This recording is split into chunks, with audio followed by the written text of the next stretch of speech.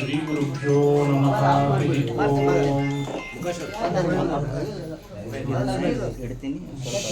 ಜನ್ಮಾದ್ಯಸ್ಯ ಯತೋನ್ಮಯಾದಿತರತಶ್ಚಾರ್ಥೇಷ್ವಭಿಘ್ನಸ್ವರಾಟ್ ತೇನೇ ಬ್ರಹ್ಮಹೃದಾಯಾದಿ ಕವಯೇ ಮುಹ್ಯಂತಿ M ಸೂರಯಃ. ಎಲ್ಲರೂ ಸುಮ್ಮನೆ ಕೂಡಬೇಕು. ತೇಜೋ ವಾರಿ ಮೃದಾಂ ಯಥಾ ವಿನಿಮಯೋ ಯತ್ರ ತ್ರಿಸರ್ಗೋ ಮೃಷಾ ಧಾಮ್ನಾ ಸ್ವೇನ ಸದಾ ನಿರಸ್ತಕುಹಕಂ ಸತ್ಯಂ ಪರಂ ಧೀಮಹಿ. ಸೃಷ್ಟಿಸ್ಥಿತ್ಯಪ್ಯಯೇಹ ನಿಯತಿದಹಿತಮೋ ಬಂಧಮೋಕ್ಷಾಶ್ಚ ಯಸ್ಮಾತ್ ಅಸ್ಯ ಶ್ರೀ ಬ್ರಹ್ಮರುದ್ರ ಪ್ರಭೃತಿ ಸುರನರದ್ವೀಷ ಶತ್ರುಆತ್ಮಕಸ್ಯ ವಿಷ್ಣೋರ್ವ್ಯಸ್ತಾಃ ಸಮಸ್ತಾಃ ಸಕಲಗುಣನಿಧಿಃ ಸರ್ವದೋಷವ್ಯಪೇತಃ ಪೂರ್ಣಾನಂದೋ ವ್ಯಯೋ ಯೋ ಗುರುರಪಿ ಪರಮಃ ಚಿಂತಯೇತಂ ಮಹಂತಂ. ನಾರಾಯಣಂ ನಮಸ್ಕೃತ್ಯ ನರಂ ಚೈವ ನರೋತ್ತಮಂ ದೇವೀಂ ಸರಸ್ವತೀಂ ವ್ಯಾಸಂ ತತೋ ಜಯಮುದೀರಯೇತ್. ಯಂ ಪ್ರವ್ರಜन्तಮನುಪೇತಮಪೇತಕೃತ್ಯಂ ದ್ವೈಪಾಯನೋ ವಿರಹಕಾತರಾಜುಹಾವ. ಪುತ್ರೇತಿ ತನ್ಮಯತಯಾ ತರವೋಪಿ ನೇದುಃ तं ಸರ್ವಭೂತಹೃದಯಂ ಮುನಿಮಾನತೋಸ್ಮಿ.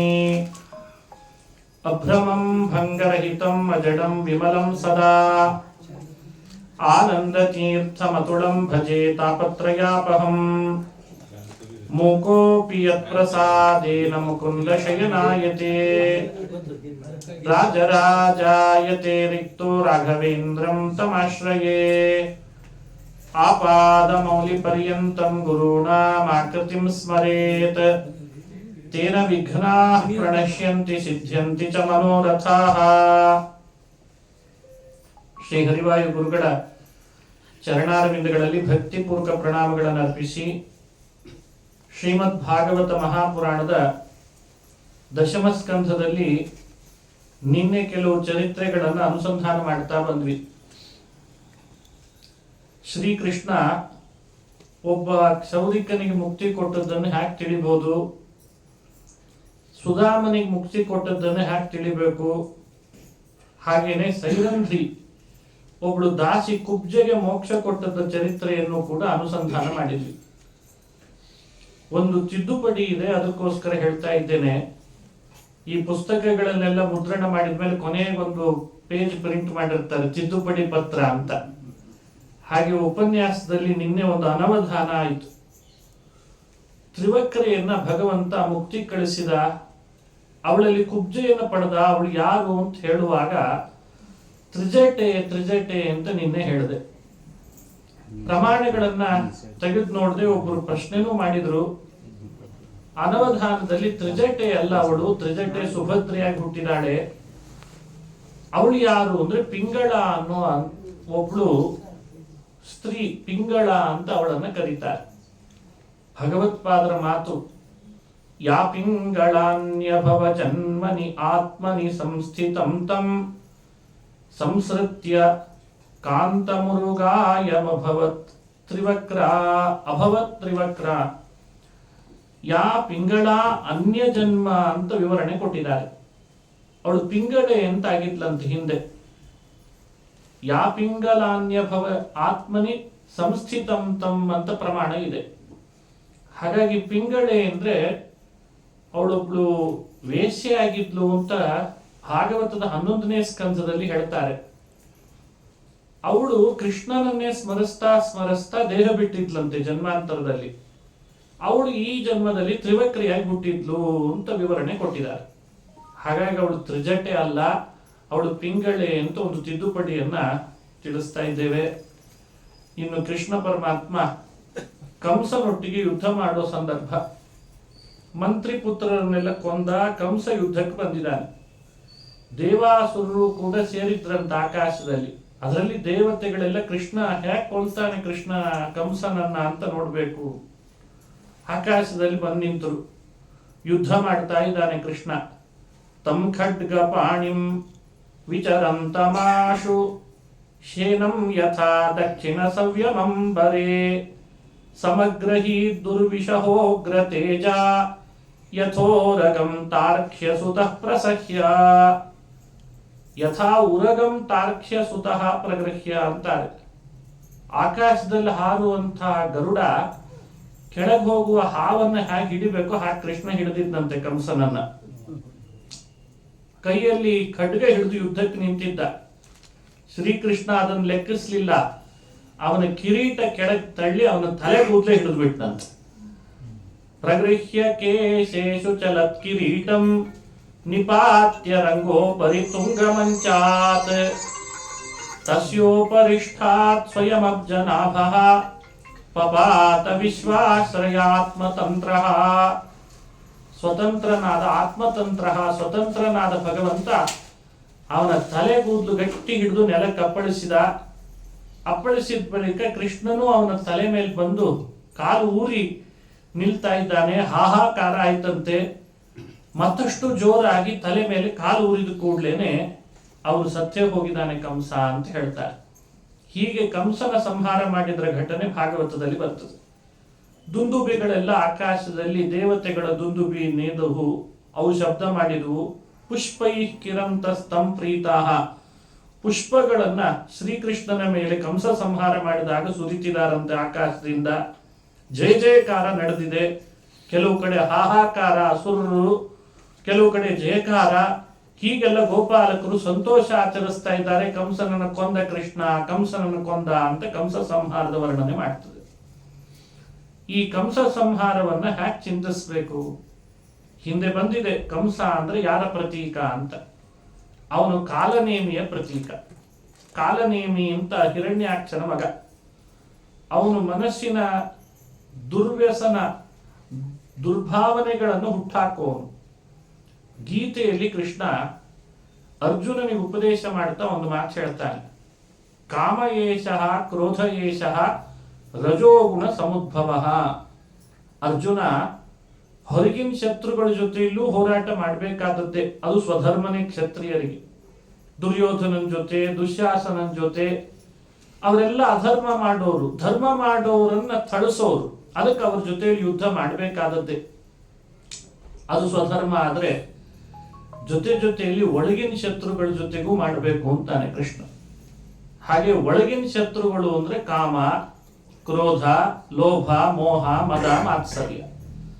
ಅವರನ್ನು ಗೆಲ್ದೇನೆ ಕೇವಲ ಹೊರಗಿನ ಶತ್ರುಗಳನ್ನು ಗೆದ್ರೆ ಅದು ಧರ್ಮ ಅಂತ ಆಗಲ್ಲ ಅಂತ. ಹಾಗಾಗಿ ಒಳ ಹೊರಗಿನ ಶತ್ರುಗಳ ಜೊತೆಗೆ ಯುದ್ಧ ಅನಿವಾರ್ಯ ಸಾಧಕರಿಗೆ. ಅದನ್ನ ಕೃಷ್ಣ ಉಪದೇಶ ಮಾಡ್ತಾ ಹೇಳ್ದ, ಹೊರಗೂ ಯುದ್ಧ ಮಾಡಬೇಕು, ಒಳಗೂ ಯುದ್ಧ ಮಾಡಿ ಕಾಮನನ್ನ ಗೆಲ್ಲಬೇಕು. ಅದನ್ನು ಹೇಳೋ ಮಾತು ಕಾಮ ಏಷಃ ಕ್ರೋಧ ಏಷಃ ರಜೋಗುಣ ಸಮುದ್ಭವ. ಅಲ್ಲಿ ಭಗವತ್ಪಾದರು ಬರೀತಾರೆ, ಇಲ್ಲಿ ಕೃಷ್ಣ ಕಾಮ ಅಂತ ಕರೆದ್ನಲ್ಲ, ಜಹಿ ಶತ್ರು ಮಹಾಬಾಹೋ, ಈ ಕಾಮ ಅನ್ನೋ ಶತ್ರುವನ್ನ ಗೆಲ್ಲಬೇಕು ನೀನು ಅರ್ಜುನ ಅಂತ ಒತ್ತಾಯ ಮಾಡಿ ಹೇಳಿದ್ನಲ್ಲ. ಆ ಕಾಮ ಅಂದ್ರೆ ಯಾರು?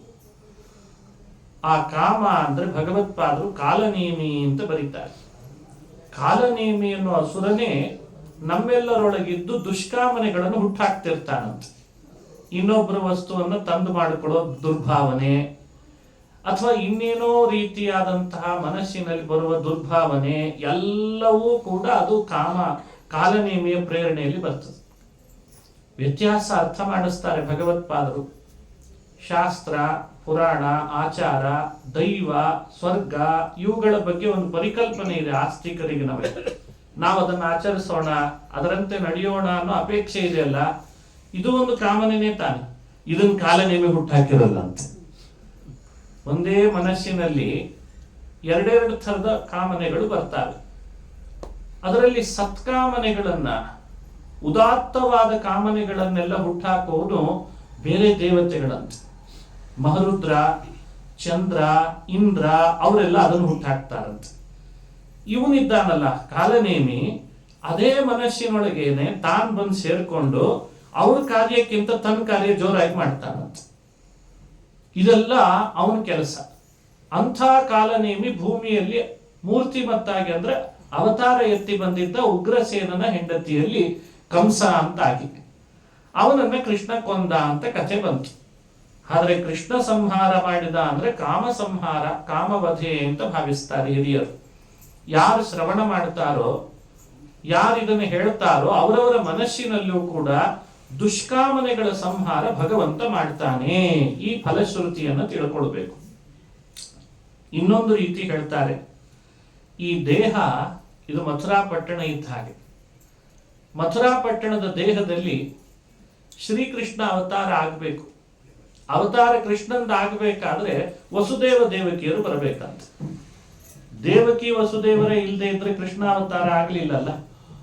ಭಗವಂತ ಅವರನ್ನೇ ನೇಮಕ ಮಾಡಿಕೊಂಡ. ಹಾಗಾದ್ರೆ ನಮ್ಮ ದೇಹದ ಮಥುರಾ ಪಟ್ಟಣದಲ್ಲಿ ವಸುದೇವ ದೇವಕಿ ಯಾರು? ಅದನ್ನು ಹಿರಿಯರು ಹೇಳಿದ್ರು. ದೇವಕಿ ಅಂದ್ರೆ ಭಕ್ತಿ, ವಸುದೇವ ಅಂತಂದ್ರೆ ಜ್ಞಾನ ಅಂತ ಅರ್ಥ ಅಂತ. ಜ್ಞಾನ ಹಾಗೂ ಭಕ್ತಿ ವಸುದೇವ ದೇವಕಿಗಳ ಸಮಾವೇಶ ಆದರೆ ನಮ್ ದೇಹ ಅನ್ನೋ ಮಥುರಾ ಪಟ್ಟಣದಲ್ಲಿ ಕೃಷ್ಣಾವತಾರ ಆಗ್ತದೆ ಅಂತ ಅರ್ಥ ಅಂತ. ಇದು ಚಿಂತನೆಗೆ ಬರ್ಬೇಕಿಲ್ಲಿ.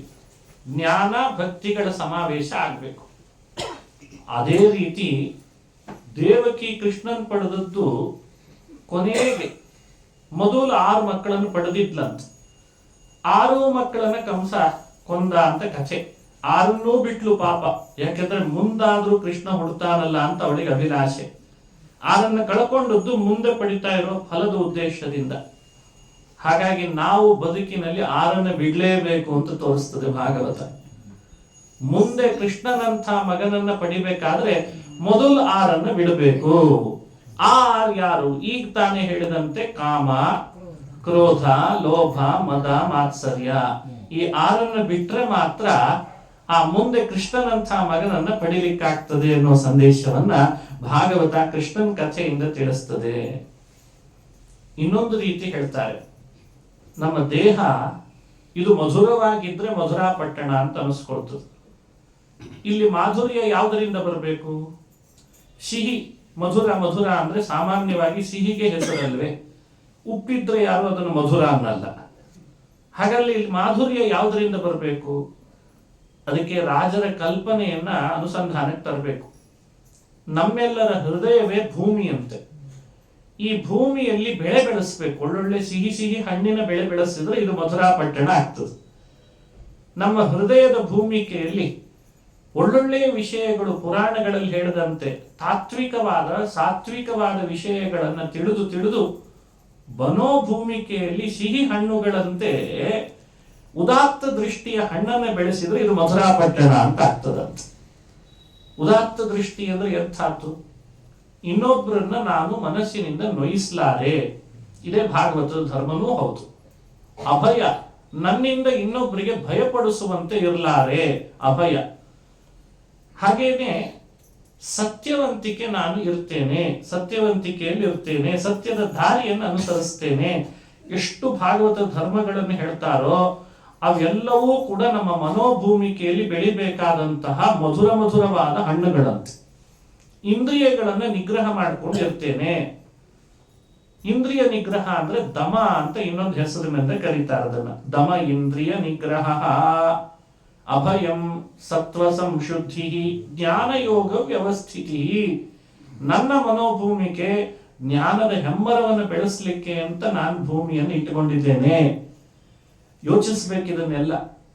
ಪ್ರತಿಯೊಬ್ಬರೂ ತಮ್ಮ ಮನೋಭೂಮಿಕೆಯಲ್ಲಿ ದೇವರೇ ಕೊಟ್ಟದ್ದಲ್ವೇ ಆ ಭೂಮಿಯನ್ನ. ಎಕರೆಗಟ್ಲೆ ಕೊಟ್ಟಿದ್ದಾನಂತೆ. ಎಷ್ಟು ಎಕರೆ ಅಂತ ಯಾರು ಹೇಳಿಲ್ಲ ಇದುವರೆಗೂ. ಮನೋಭೂಮಿಕೆ ಎಷ್ಟು GB ಇದೆ ಅಂತ ಯಾರಾದ್ರೂ ಹೇಳಿದಾರ? GB ಅಂದ್ರೆ ಇವತ್ತಿನ ಭಾಷೆ, ಹಾರ್ಡ್ ಡಿಸ್ಕಿನ್ GB ಹೇಳ್ತಾರಲ್ಲ ಹಾಗೆ. ಹಾಗೆ ಮನೋಭೂಮಿಕೆ ಎಕರೆ ಎಷ್ಟು ಅಂತ ಯಾರಾದ್ರೂ ಹೇಳಿದಾರ? ಎಂಥ ಅದ್ಭುತವಾದದ್ದು ದೇವರು ಕೊಟ್ಟದ್ದು. ಅದನ್ನ ಎಷ್ಟು ಎಕರೆ ಅಂತ ನೀವು ಲೆಕ್ಕ ಹಾಕ್ಲಿಕ್ಕೂ ಇಲ್ಲ. ನಾವು ಏನ್ ಬೆಳೆಸ್ತಿದ್ದೇವಲ್ಲಿ ಅಂದ್ರೆ ತಂಬಾಕು ಬೆಳೆ ಬೆಳೀತಿದ್ದೇವೆ ಅಷ್ಟೇ. ಯಾಕೆ ಅಂದ್ರೆ ಮುಂದೆ ವ್ಯಾಪಾರ ಜಾಸ್ತಿ ಆಗಿ ದುಡ್ಡು ಬರ್ತದಲ್ಲ ಅಂತ. ಅಲ್ಲ, ಭೂಮಿ ಸಿಕ್ತು ಅಂತ ತಂಬಾಕು ಬೆಳೆ ಬೆಳೆದ್ರೆ ಹೇಗಪ್ಪ? ಮನೋಭೂಮಿ ಸಿಕ್ಕಿದೆ ಅಂದ್ರೆ ಒಳ್ಳೆ ಬೆಳೆ ಬೆಳಿಬೇಕಲ್ವೇ? ಅದು ಜ್ಞಾನದ ಬೆಳೆ ಬೆಳಿಬೇಕಂತ. ಜ್ಞಾನದ ಬೆಳೆದ್ರೆ ಮಾತ್ರ ಮನುಷ್ಯನಿಗೆ ಆನಂದದ ಮಧುರ ಸಿಗ್ತದಂತ. ಎಷ್ಟೆಷ್ಟು ಮನುಷ್ಯ ಜ್ಞಾನಿ ಆಗ್ತಾನೆ ಅಷ್ಟಷ್ಟು ಒಳಗಡೆಯಲ್ಲಿ ಆನಂದ ಪಡಿತಾನೆ. ಇದನ್ನೇ ಬೇರೆ ಬೇರೆ ಅರ್ಥದಲ್ಲಿ ಇವತ್ತು ಮಿಸ್ಗೈಡ್ ಮಾಡಿಕೊಂಡ್ರು ಬಹಳ ಜನ. ಕೆಲವರು ಒಳ್ಳೆಯದಕ್ಕೂ ಬಳಸ್ಕೊಂಡ್ರು. ಅದನ್ನೇ ಇನ್ನರ್ ಇಂಜಿನಿಯರಿಂಗ್ ಅಂತ ಕರೀತಾರೆ. ಆಂತರಿಕವಾಗಿ ಮನುಷ್ಯ ಜ್ಞಾನಿ ಆಗ್ತಾ ಬಂದಂಗೆ ತಾನು ತನ್ನ ಸುತ್ತಲಿರುವವರಿಗೆಲ್ಲರಿಗೂ ಅವನು ಸಂತೋಷನೇ ಕೊಡ್ತಾನೆ, ಮಧುರವಾಗಿಯೇ ಇರ್ತಾನೆ, ಮಧುರಾ ಪಟ್ಟಣ ಆಗ್ತದೆ. ಸ್ವಾರ್ಥಿ ಆದಾಗ ಹಾಗೆ ಇವನೊಬ್ಬ ಸ್ವಾರ್ಥಿ ಆದದ್ರೆ ಇವನಿಗಷ್ಟೇ ಎಫೆಕ್ಟ್ ಅಲ್ಲ, ಜೊತೆಗಾರರಿಗೆಲ್ಲ ಸಮಸ್ಯೆ ಆಗ್ಲಿ ಪ್ರಾರಂಭ ಆಗ್ತದೆ. ಇನ್ನು ಆಡಳಿತವೇ ಸ್ವಾರ್ಥ ಸೇರ್ಕೊಂಡ್ ಬಿಟ್ರೆ ನೋಡಿ, ಇದನ್ನೇ ಹೇಳಬೇಕಾಗಿದೆ ಭಾಗವತ. ಮಧುರಾ ಪಟ್ಟಣದಲ್ಲಿ ಬಹಳಷ್ಟು ಸಜ್ಜನರು ಇದ್ರು, ದುರ್ಜನರು ಇದ್ರು. ಆದ್ರೆ ಅವರಿಗೆಲ್ಲ ಕಂಸನ ಆಡಳಿತ ಬಹಳ ಹಿಂಸೆ ಕೊಡ್ಲಿಕ್ಕೆ ಪ್ರಾರಂಭ ಆಗಿತ್ತಂತೆ. ಅವಾಗ ಮಧುರೆಯಾಗಿ ಉಳಿಲಿಲ್ಲ. ಎಲ್ಲರೂ ಅನುಭವಿಸ್ಬೇಕಾದ ಆನಂದ ಅನುಭವಿಸ್ಲಿಕ್ಕೆ ಆಗ್ತಿರ್ಲಿಲ್ಲ. ಯಾಕಂದ್ರೆ ರಾಜ ಯಾರಾಗಿದ್ದ, ಅಧಿಕಾರಕ್ಕೆ ಯಾರೇರಿದ್ದ? ಕಂಸ ಏರಿದ್ದ. ಕಂಸನ ಆಡಳಿತದಿಂದ ಎಲ್ಲರಿಗೆ ಸಮಸ್ಯೆ ಆಗ್ತಿತ್ತಂತ. ಮನೆಯಲ್ಲಿರೋ ಒಬ್ಬ ಸದಸ್ಯರೇ ಹೆಚ್ಚು ಕಡಿಮೆ ಆದ್ರೆ ಇನ್ನು ಉಳಿದ 4-6 ಸದಸ್ಯರಿಗೆ ಏನೆಲ್ಲ ಸಮಸ್ಯೆ ಆಗ್ತದೆ. ಇನ್ನು ಇಡೀ ಪಟ್ಟಣದ ರಾಜ್ಯವನ್ನ ರಾಜನಾಗಿ ಕಂಸನೇ ಸ್ವಾರ್ಥಿಯಾಗಿ ಬಿಟ್ರೆ ಉಳಿದವ್ರಿಗೆ ಎಷ್ಟು ಎಫೆಕ್ಟ್ ಆಗ್ಬೇಡ ಹೇಳ್ರಿ. ಅದಕ್ಕೆ ಕೃಷ್ಣ ಏನ್ ಮಾಡಿದ, ಇಂಥವನ ಆಡಳಿತ ಇದ್ರೆ ಮಧುರಾ ಪಟ್ಟಣದ ಪ್ರಜೆಗಳಿಗೆ ನೆಮ್ಮದಿ ಇಲ್ಲ ಅಂತ ಅವನ್ ತಲೆಗೂದಲು ಹಿಡಿದು ನೆಲಕ್ಕೆ ಅಪ್ಪಳಿಸಿ ತಳ್ಳಿಬಿಟ್ನಂತ, ಕೊಂದುಬಿಟ್ಟು. ಇದು ನಮಗ್ ಕೊಟ್ಟ ತಿಳುವಳಿಕೆ ಏನು? ಹಾಗಾದ್ರೆ ನಮ್ಮ ದೇಹವೇ ಒಂದು ಮಧುರಾ ಪಟ್ಟಣ. ಇದು ಮಧುರವಾಗಿರ್ಬೇಕಾದ್ರೆ ಇಲ್ಲಿ ಸ್ವಾರ್ಥ ಆಡಳಿತ ನಡೆಸಬಾರ್ದು. ಮನೋಭೂಮಿಕೆಯಲ್ಲಿ ಜ್ಞಾನದ ಬೆಳೆ ಬೆಳಿಬೇಕೆ ಹೊರತು ಅಲ್ಲಿ ನಮ್ಮ ಕೃತ್ಯಗಳನ್ನ, ವ್ಯಸನಗಳನ್ನ ಬೆಳೆಯಾಗಿ ಬೆಳೆಸಬಾರ್ದು. ತಂಬಾಕಿನಂತೆ ಏನಿದ್ರು ಪರಾರ್ಥನನ್ನ ರಾಜನನ್ನಾಗಿ ಮಾಡಿ ಧರ್ಮವನ್ನ ಮಂತ್ರಿಯಾಗಿ ಮಾಡಿಕೊಂಡು ಎಲ್ಲರನ್ನೂ ಆನಂದ ಪಡಿಸಿ ತಾನು ಆನಂದದಿಂದ ಇಡಬೇಕು ಅನ್ನೋ ಸಂದೇಶವನ್ನ ಕೃಷ್ಣ ಕಂಸ ಸಂಹಾರ ಮಾಡಿ ಉಗ್ರಸೇನನ ರಾಜನನ್ನಾಗಿ ಮಾಡಿ ಜಗತ್ತಿಗೆ ಸಂದೇಶ ಕೊಟ್ಟಂತೆ. ತಾನ್ ರಾಜನಾಗಲಿಲ್ಲ ಅಂತದೆ ಭಾಗವತ. ಆಗ್ಬೋದಾಗಿತ್ತಲ್ಲ, ಕೃಷ್ಣ ರಾಜನ್ ಯಾಕೆ ಆಗ್ಲಿಲ್ಲ? ಕೆಲವರಿಗೆ ಅದು ಒಂದು ಪ್ರಶ್ನೆ ಇದೆ, ಅದಕ್ಕೂ ಉತ್ತರ ಕೊಡ್ಲೇಬೇಕು. ವಸುದೇವ ದೇವಕಿಯರನ್ನು ಇನ್ನೂ ಕಾರಾಗೃಹದಲ್ಲಿ ಇಟ್ಟಿದ್ದ. ಅವರನ್ನು ಬಿಡಿಸಿದ. ದೇವಕಿ ವಸುದೇವಶ್ಚ ವಿಜ್ಞಾಯ ಜಗದೀಶ್ವರೋ ಕೃತ ಸಂವಂದನೋ ಪುತ್ರೌ ಸಖಜಾತೇನ ಶಂಕಿತೌ. ಹುಟ್ಟಿದಾಗ ನೋಡಿದ್ಲಷ್ಟೇ ಪಾಪ ದೇವಕಿ. ಕಂಸ ಸಂಹಾರ ಆದ್ಮೇಲೆ ನೋಡ್ತಾಳಂತೆ. ಕಂಸ ಅಂದ್ರೇನು, ಆ ಕಾಲದಲ್ಲಿ ದೊಡ್ಡ ರಾಜ, ಹೌದು, ಭಾರಿ ಬಲಶಾಲಿ. ಯಾವ ರೀತಿಯಿಂದಲೂ ಸವಲತ್ತುಗಳನ್ನು ಕೊಡ್ತಿರ್ಲಿಲ್ಲ. ತನ್ನ ಸ್ವಾರ್ಥಕ್ಕೆ ಹೇಗ್ ಬೇಕೋ ಹಾಗೆ ಮನ್ನಣೆ, ಅವನಿಗೆ ಸ್ವಾರ್ಥ ಮನ್ನಣೆ ಜಾಸ್ತಿ. ದೇವತೆಗಳಿಗೆ ಭಾರಿ ಖುಷಿ ಆದದ್ದು ಯಾಕೆ ಅಂದ್ರೆ ಇಂಥ ಒಬ್ಬ ಸ್ವಾರ್ಥಿ ಆಡಳಿತ ದೂರ ಆಯ್ತಲ್ಲ ಅಂತ, ಸಜ್ಜನರಿಗೆ ಅನುಕೂಲ ಆಯ್ತಲ್ಲ ಅಂತ. ನಾವೇ ನಮ್ಮ ದೇಶದಲ್ಲಿ ಇಂಥ ವ್ಯತ್ಸರಿ ಅನುಭವಿಸಿಲ್ಲ ಹೇಳಿ.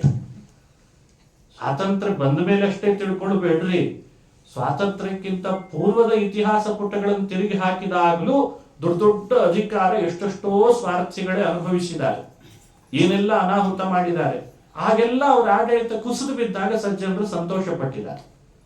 ಹಾಗೆ ಮಥುರಾ ಪಟ್ಟಣದಲ್ಲಿ ಕಂಸ ಸತ್ತ ಅಂದಾಗ ದೊಡ್ಡ ಘಟ್ಟ ಕೃಷ್ಣಾವತಾರದಲ್ಲಿ.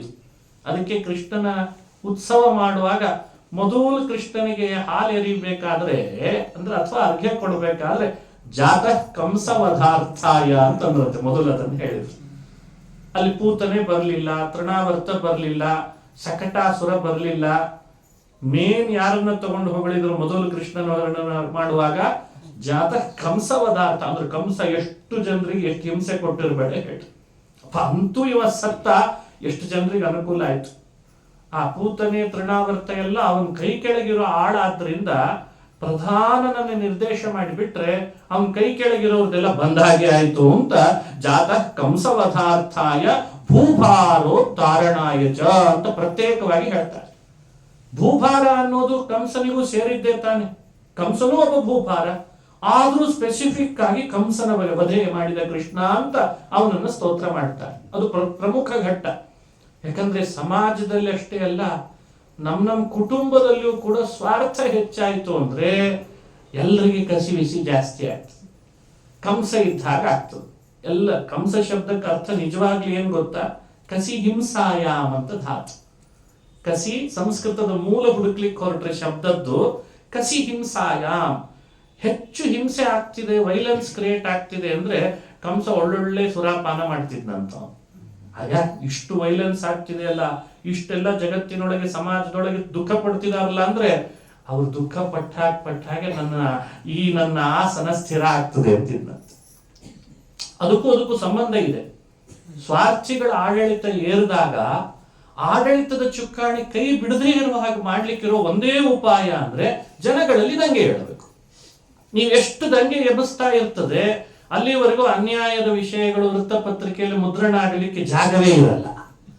ಯಾಕಂದ್ರೆ ಅಲ್ಲಿ ಹಿಂಸೆ ಆಯ್ತು, ಇಲ್ಲಿ ಹಿಂಸೆ ಆಯ್ತು ಅಂತಂದಾಗ ಕೆಲಸ ಜಾಸ್ತಿ ಯಾರಿಗೆ ಕೊಡ್ಬೇಕು? ಸೈನಿಕರಿಗೆ ಕೊಡ್ಬೇಕಾಗ್ತದೆ. ಸೈನಿಕರು ಅದೇ ಕೆಲಸದಲ್ಲಿ ಬ್ಯುಸಿ ಆದ್ರೆ ಪತ್ರಕರ್ತರು ಮತ್ತೆ ಯಾವ್ದನ್ನು ಶೂಟ್ ಮಾಡಬೇಕು ಅದನ್ನೇ ಸರಿ ಹಿಡಿಬೇಕಾಗ್ತದೆ. ಇನ್ನು ಜನಗಳಿಗೆ ಏನ್ ಮಾಡ್ತಿದ್ದಾನೆ ಆಡಳಿತ ಅಂತ ಹೇಳಿ ಎಕ್ಸ್ಪ್ರೆಸ್ ಮಾಡ್ಲಿಕ್ಕೆ ಅವಕಾಶವೇ ಇರಲ್ಲ. ಎಲ್ಲಾದ್ರೂ ಶಾಂತತೆ ಇದೆ ಅಂದ್ರೆ ಸ್ವಾರ್ಥಿಗಳ ಆಡಳಿತ ಏರಿದವರಿಗೆ ಕಸಿವಿಸಿ ಇಷ್ಟೊಂದು ಶಾಂತಿ ಇದೆ ಅಲ್ಲ ರಾಜ್ಯ, ಯಾಕೋ ಏನೋ ಬೇಡ ಬೇಡ ನನ್ನ ಅಧಿಕಾರಕ್ಕೆಲ್ಲೋ ಕೂತು ಬರ್ತದೆ ಅಂತ ಅವ್ರಿಗೆ ಹೆದರಿಕೆ ಆಗ್ತದೆ. ಇದು ಸಮಸ್ಯೆ. ಹಾಗಾಗಿ ಸ್ವಾರ್ಥಿಗಳ ಆಡಳಿತವನ್ನ ಆಡುವಾಗ ಇಷ್ಟು ಸಮಸ್ಯೆಗಳಿವೆ ಅಂತ ರಾಜನೀತಿಯಲ್ಲಿ ಹೇಳ್ತಾರೆ. ಪ್ರಕೃತಕ್ಕೆ ಸಂಬಂಧಪಟ್ಟಂತೆ ಕಂಸ ವಧೆ ಮಾಡಿದ ಉದ್ದೇಶ ಕೃಷ್ಣಂದು ಅದೇ ಅಂತ ಹೇಳ್ತಾರೆ. ಅದನ್ನೇ ನಾವು ಅಪ್ಲೈ ಮಾಡಿಕೊಳ್ಳುವಾಗಲೂ ದೇಹವನ್ನು ಮಥುರಾಪಟ್ಟಣ ಅಂತ ಕಲ್ಪಿಸಿ ಕಂಸ ಅನ್ನೋ ಕಾಮವೇ ನಮ್ಮ ಆಡಳಿತವನ್ನೆಲ್ಲ ತಗೊಂಡೆ ಅಂದ್ರೆ ನಮ್ಮ ದೇಹದೊಳಗೆ ನಮಗೆ ಯಾವುದಕ್ಕೂ ಅವಕಾಶ ಇಲ್ಲ ಅಂತ ಮಾಡಿಬಿಡ್ತಾನೆ. ಇಲ್ಲ ನಮ್ಮ ಕುಟುಂಬವೇ ಒಂದು ಮಧುರಾಪಟ್ಟಣವಾಗಿ ಉಳಿಬೇಕಾದ್ರೆ ಎಲ್ಲರಲ್ಲೂ ಸ್ವಾರ್ಥ ತ್ಯಾಗ ಆದ್ರೆ ಮಾತ್ರ ಆ ಕುಟುಂಬ ರಕ್ಷಣೆ ಉಳಿಲಿಕ್ಕೆ ಸಾಧ್ಯ. ಹೀಗೆಲ್ಲ ಸಂದೇಶವನ್ನ ಭಾಗವತದಲ್ಲಿ ಕಂಸ ಸಂಹಾರದಿಂದ ತಿಳಿಸ್ತಾರೆ. ಅದಕ್ಕೆ ದೇವತೆಗಳು ಸಂತೋಷ ಪಟ್ಟರು, ಪುಷ್ಪವೃಷ್ಟಿ ಮಾಡಿದರು. ಆಮೇಲೆ ಕಾರಾಗೃಹದಿಂದ ವಸುದೇವ ದೇವಕಿಯರನ್ನು ಬಿಡಿಸ್ಕೊಂಡು ಬಂದ, ನಮಸ್ಕಾರ ಮಾಡಿದ. ದೇವಕಿ ಕೃಷ್ಣನಿಗೆ ಆಲಿಂಗಿಸಿಕೊಂಡು ಕಣ್ಣು ತುಂಬ ನೀರು ಸುರಿಸಿದ್ಲಂತೆ. ಆನಂದ ಬಾಷ್ಪ ಅವಳಿಗೆ. ಕಣ್ಣು ತುಂಬ ನೀರು ಅಂದ್ರೆ ಆನಂದ ಬಾಷ್ಪ. ಆನಂದ ಬಾಷ್ಪ ಸುರಿಸಿ ಕೃಷ್ಣನ ಮೇಲೆ ಅಭಿಷೇಕನೇ ಮಾಡಿದ್ಲು ಅಂತಾರೆ ವಾದರಾಜರು. ಎಷ್ಟು ದಿನ ಆಗಿತ್ತು ಕೃಷ್ಣ ನಿನ್ ನೋಡಿ ಅಂತ. ಆ ಒಂದು ಪ್ರಸಂಗ ಇದೆ ರುಕ್ಮಿಣೀಶ್ ವಿಜಯದಲ್ಲಿ, ಇದನ್ನು ಹೇಳುವಾಗ ಇದೇ ಪ್ರಸಂಗದಲ್ಲಿ ಗಟ್ಟಿ ಕೃಷ್ಣನನ್ನ ಎದೆ ಒಳಗೆ ಅವತ್ತುಕೊಂಡು ಆಲಿಂಗಿಸ್ಕೊಂಡ್ರೆ ಹೇಗಿತ್ತದು ಅಂದ್ರೆ ರಾಜರಂತಾರೆ ಒಬ್ಬ ಭಕ್ತ ತನ್ನ ದೈವವನ್ನ ಪೂಜಿಸಿದ ಹಾಗೆ ಕಾಣಿಸ್ತು ನನಗೆ ಅಂತಾರ. ಪೂಜೆ ಮಾಡುವಾಗ ಪ್ರಧಾನ ಏನೇನ್ ಮಾಡ್ತೀವಿ? ಪ್ರಮುಖವಾಗಿ ಮಾಲೆ ಹಾಕ್ತೀವಿ, ಅಭಿಷೇಕ ಮಾಡ್ತೀವಿ, ಆಮೇಲೆ ಮಾಲೆ ಹಾಕ್ತೀವಿ, ವಸ್ತ್ರ ತೊಡಸ್ತೀವಿ, ನೈವೇದ್ಯ ಮಾಡ್ತೀವಿ, ಆಮೇಲೆ ಪ್ರಾರ್ಥನೆ ಸಲ್ಲಿಸಿ ಸ್ವಾಮಿ ನಿನ್ನವ ನಾನು ಅಂತ ಇಷ್ಟು ಹೇಳಿಬಿಟ್ರೆ ಪೂಜೆ ಆದ ಹಾಗೆ. ಈ ಘಟ್ಟಗಳು ಬಿಟ್ಟು ಉಳಿದು ಏನ್ ಮಾಡಿದ್ರು ಪೂಜೆ ಅಲ್ಲ. ಈ ಪ್ರಮುಖ ಘಟ್ಟಗಳು ಬೇಕಲ್ಲಿ. ವಾದರಾಜರಂತಾರೆ ದೇವಕಿ ಕೃಷ್ಣನನ್ನ ಹತ್ರ ಕರೆದು ಎದೆ ಉದ್ದ ಬೆಳೆದಾಗ ಅವತ್ಕೊಂಡ್ಲಲ್ಲ, ಆಲಿಂಗಿಸ್ಕೊಂಡ್ಲಲ್ಲ, ಕೃಷ್ಣ ಅವಳ ಹೃದಯವನ್ನೇ ತನ್ನ ಮುಖ ಒಳಗೋಗಿ ಅದರೊಳಗೆ ಸೇರ್ಕೊಂಡಿದ್ನಂತೆ. ಕೃಷ್ಣನ ಮುಖ ಅವಳ ಹೃದಯದೊಳಗೆ ಹೋಗಿ ಸೇರ್ಕೊಂಡಿತ್ತು ಮಧ್ಯದೊಳಗೆ.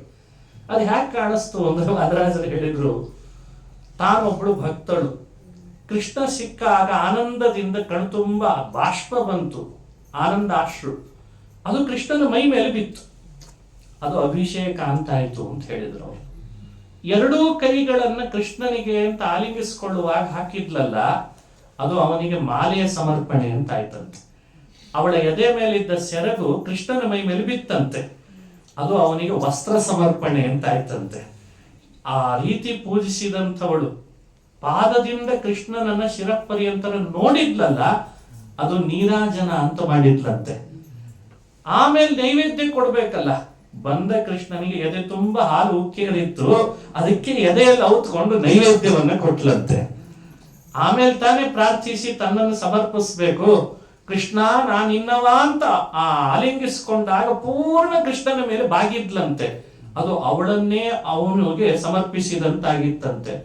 ಕೃಷ್ಣ ಅವನ ಮುಖವನ್ನ ಎದೆಯಲ್ಲಿ ಗಟ್ಟಿಯಾಗಿ ಒಳಗೆ ಹೋಗಿ ಏನ್ ಮಾಡ್ತಿದ್ದ ಅಂದ್ರೆ ಅವರಂತಾರೆ, ಮೊದಲೇ ನಿನ್ನ ಹೃದಯ ಭೂಮಿಯಲ್ಲಿ ಭಕ್ತಿಯ ಬಳ್ಳಿ ಸ್ವಲ್ಪ ಎಳೆಯಾಗಿದೆ, ನಾನು ಗಟ್ಟಿಯಾಗಿ ಆ ಬಳ್ಳಿಯನ್ನ ಮತ್ತಷ್ಟು ಗಟ್ಟಿ ಮಾಡ್ತೀನಿ ಅಂತ ಹೇಳಿ ತೋರಿಸ್ಲಿಕ್ಕೆ ಕೃಷ್ಣ ಅವಳನ್ನ ಗಟ್ಟಿ ಹಿಡ್ಕೊಂಡಿದ್ದ ಅಂತ ವರ್ಣನೆ ಮಾಡ್ತಾರೆ.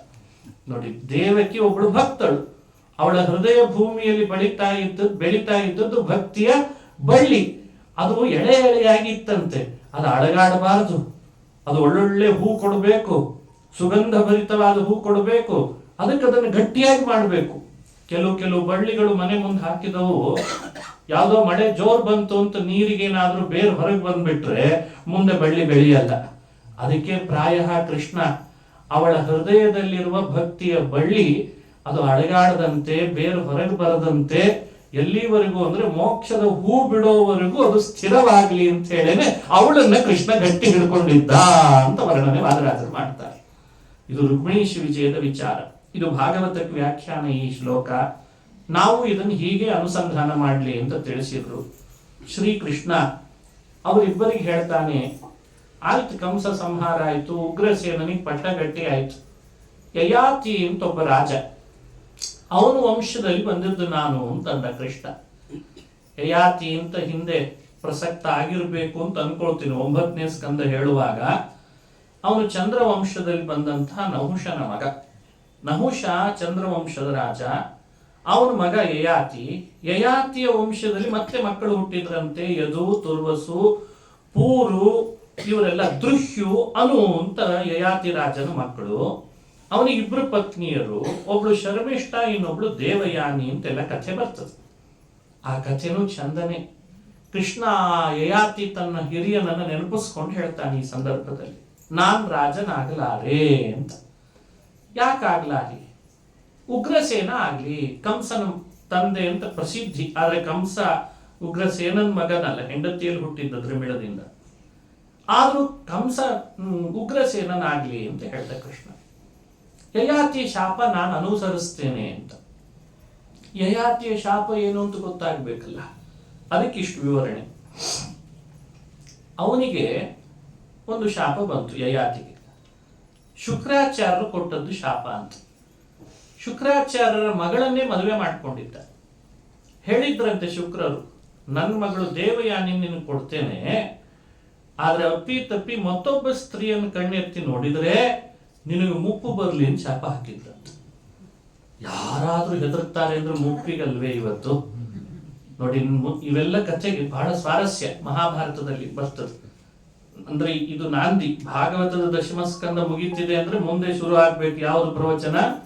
ಮಹಾಭಾರತ ಆಗ್ಬೋದು ಅಂತ ಅನ್ಕೊಳ್ತೀನಿ. ನಮ್ಮ ಕುಲಕರ್ಣಿಯವರು, ನಮ್ಮ ಮೊಕಾಶಿ ಅವರೆಲ್ಲ ಸೇರಿ ಭಾಗವತನ ಆದಂತೆ ಮಹಾಭಾರತ ಮಾಡೋ ಪ್ರಯತ್ನ ಮಾಡ್ಬೇಕು ಮುಂದೆ. ಹುಬ್ಬಳ್ಳಿಯ ಎಲ್ಲ ಊರು ಮನೆಗಳಲ್ಲಿ ಮನುಷ್ಯ ಬೇಡ ಬೇಡ ಅಂತ ಅನ್ನೋದು ಯಾವತ್ತಿದ್ರು ಮುಪ್ಪನ್ನು ಸಹಜ ಇದೆ.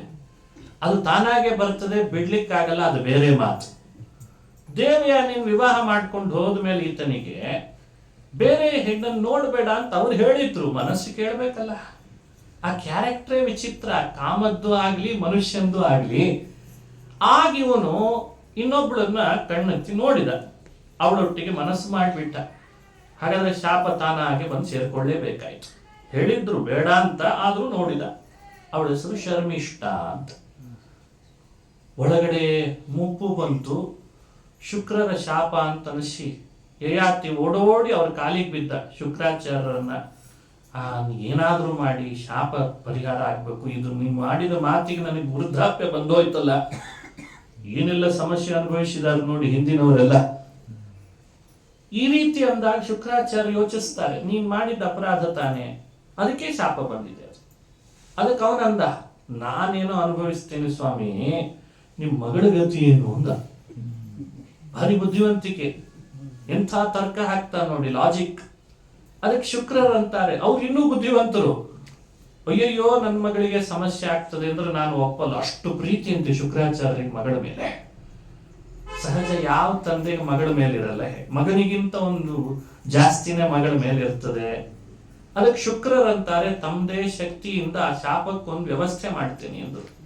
ನೋಡು, ನೀನ್ ಯಾರಿಗಾದ್ರೂ ನಿನ್ನ ಈ ಮುಪ್ಪು ಬಂದದ್ದನ್ನ ವಿನಿಮಯ ಮಾಡ್ಕೋಬಹುದು ಅಂದ್ರಂತ.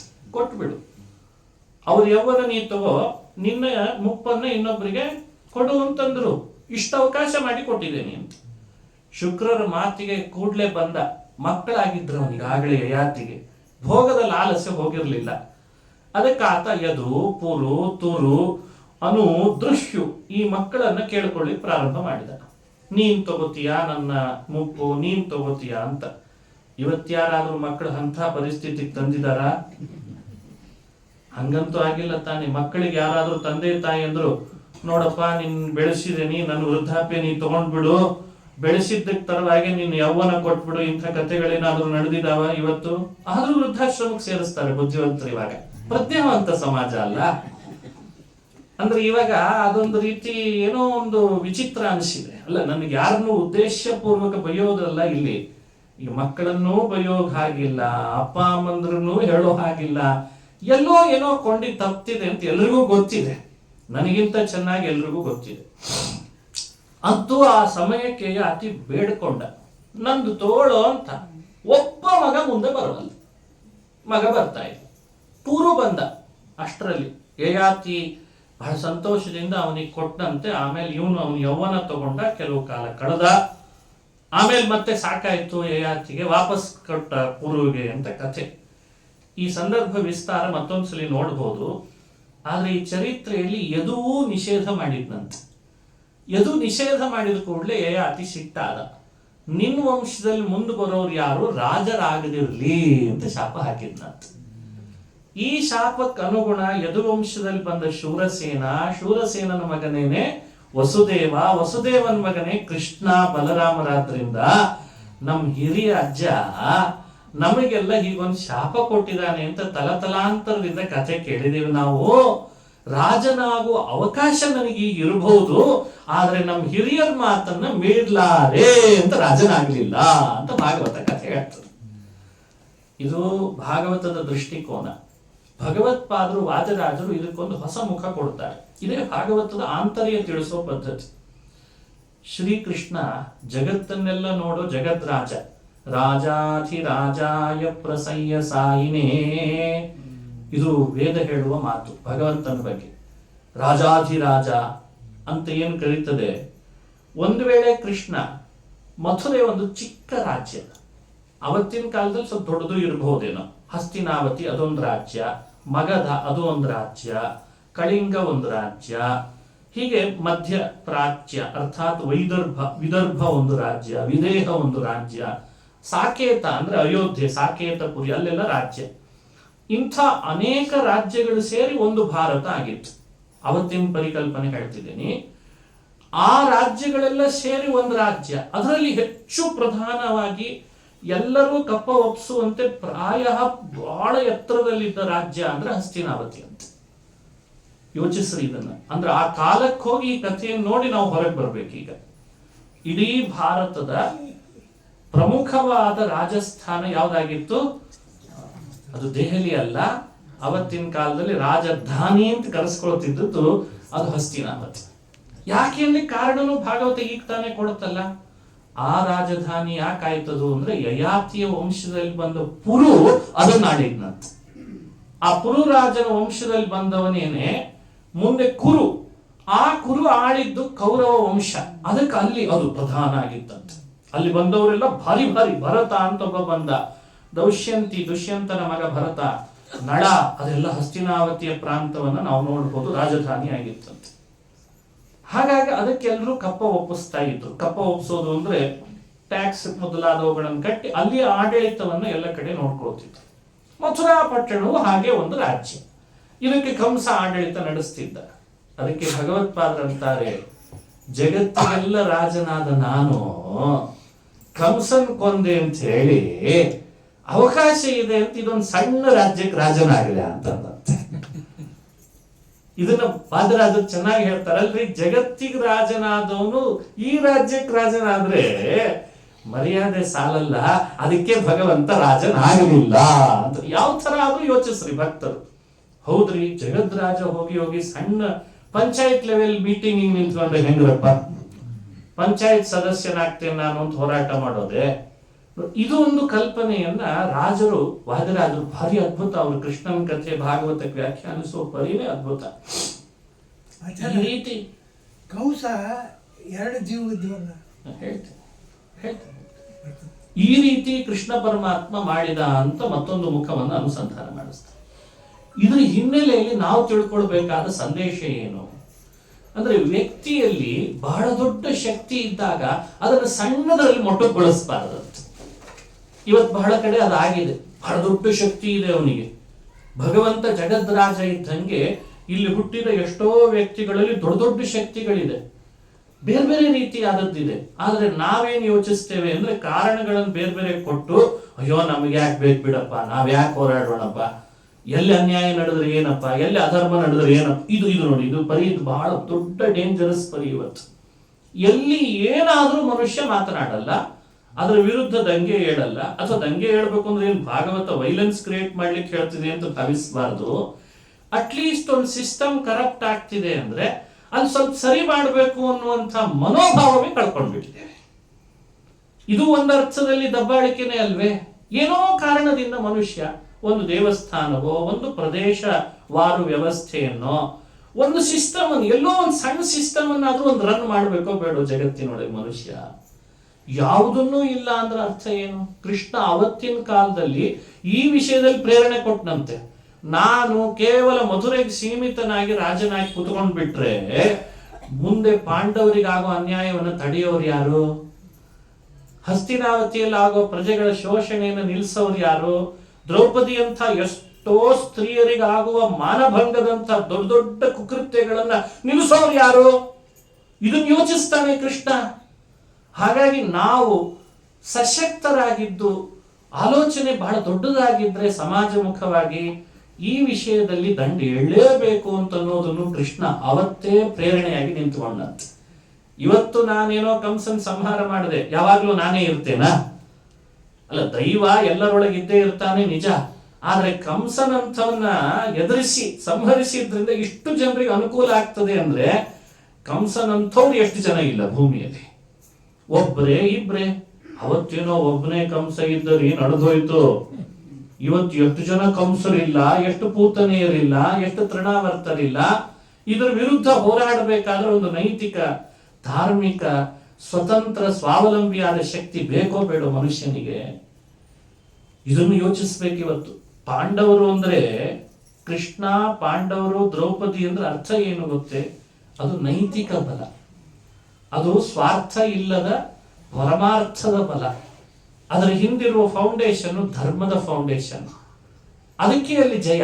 ಅದಕ್ಕೆ ಯತ್ರ ಯೋಗೇಶ್ವರ ಕೃಷ್ಣ ಯತ್ರ ಪಾರ್ಥೋ ಧನುರ್ಧರ ತತ್ರ ಶ್ರೀರ್ ವಿಜಯೋ ಭೂತಿರ್ ಧ್ರುವಾನಿ ತಿರ್ಮತಿರ್ಮಮ. ನಾನು ಧರ್ಮದಿಂದಿದ್ದೇನೆ, ನಾನು ದೈವದ ಆರಾಧನೆ ನಡೆಸಿದ್ದೇನೆ, ನಾನು ಯಾರಿಗೂ ಮೋಸ ಮಾಡಿಲ್ಲ, ನಾನು ಒಬ್ಬರಿಗೆ ವಂಚಿಸುತ್ತಿಲ್ಲ, ನನ್ನ ಪ್ರಾಮಾಣಿಕವಾದ ಬದುಕು, ದುಡಿತ, ವೃತ್ತಿ, ನನ್ನ ಕಾಲ ಮೇಲೆ ನಿಂತಿದ್ದೇನೆ. ಈ ಒಂದು ಒಳಗಿನ ಆತ್ಮಸ್ಥೈರ್ಯವೇ ಮನುಷ್ಯ ಕಳ್ಕೊಂಡ್ಬಿಟ್ಟ ಅಂದ್ರೆ ಅದು ಯಾವಾಗ ಕಳ್ಕೊಳ್ತಾನೆ? ಕಂಸನಂಥವರು ಸ್ವಾರ್ಥಿಗಳಾಗಿ, ಕಾಮುಕರಾಗಿ, ತಮ್ಮದೇ ಹಿತಾಸಕ್ತಿಗಳನ್ನು ಅತಿಯಾಗಿ ಬಯಸಿದಾಗ ಈ ಎಲ್ಲ ಅವನ ನೈತಿಕ ಬಲ ಕುಗ್ಗಿ ಹೋಗ್ಲಿಕ್ಕೆ ಶುರುವಾಗ್ತದೆ. ಅದನ್ನು ಕೃಷ್ಣ ಜಾಗೃತ ಮಾಡ್ತಿದ್ದಂತೆ. ವಸುದೇವನಿಗೆ, ದೇವಕಿಗೆ, ಅಲ್ಲಿರುವ ನಂದಗೋಪರಿಗೆ, ಗೋಕುಲದಲ್ಲಿರೋರಿಗೆ, ಗೊಲ್ಲ ಬಾಲಕರಿಗೆ, ಪಾಂಡವರಿಗೆ ನೈತಿಕ ಬಲ ತುಂಬುತ್ತಿದ್ದಂತೆ. ನೀನ್ ಹೀಗಿರು, ಹೀಗಿರು, ನಿನಗೇನು ಹೆದರುವಂತಹ ಸಂದರ್ಭ, ಇನ್ನೆಲ್ಲ ನಾಳೆ ನಿನ್ ಕೈಗೆ ಬರ್ತದೆ ರಾಜ್ಯ ಅಂತಿದ್ದಂತೆ ಕೃಷ್ಣ. ಇದು ಜಗತ್ತಿಗೆ ಕೊಡಬೇಕಾದ ಪರಮಾರ್ಥದ ದೃಷ್ಟಿ. ಬರೀ ಒಂದು ರಾಜ್ಯದ ಚುಕ್ಕಾಣಿ ಹಿಡಿಲಿಕ್ಕೆ ಕೃಷ್ಣ ಭೂಮಿಗೆ ಬಂದದ್ದಲ್ಲ, ಜಗತ್ತಿನ ರಾಜನಾದ್ರಿಂದ ಎಲ್ಲರ ಹಿತವನ್ನ ಕಾಪಾಡಬೇಕಾಗ್ತದೆ ಅನ್ನೋ ಕಾರಣಕ್ಕೆ ಅವರವರಿಗೆ ಪ್ರೇರಣಾ ಶಕ್ತಿಯಾಗಿ ಕೃಷ್ಣ ನಿಂತಿದ್ದ ಅಂತ ಅನುಸಂಧಾನ ಮಾಡ್ಬೇಕಂತ. ಇಲ್ದಿದ್ರು ಯುದ್ಧ ಭೂಮಿಯಲ್ಲಿ ಹೋಗಿ ಭಗವದ್ಗೀತೆ ಉಪದೇಶ ಮಾಡ್ಲಿಕ್ಕೆ ಆಗ್ತಿದ್ದೆ?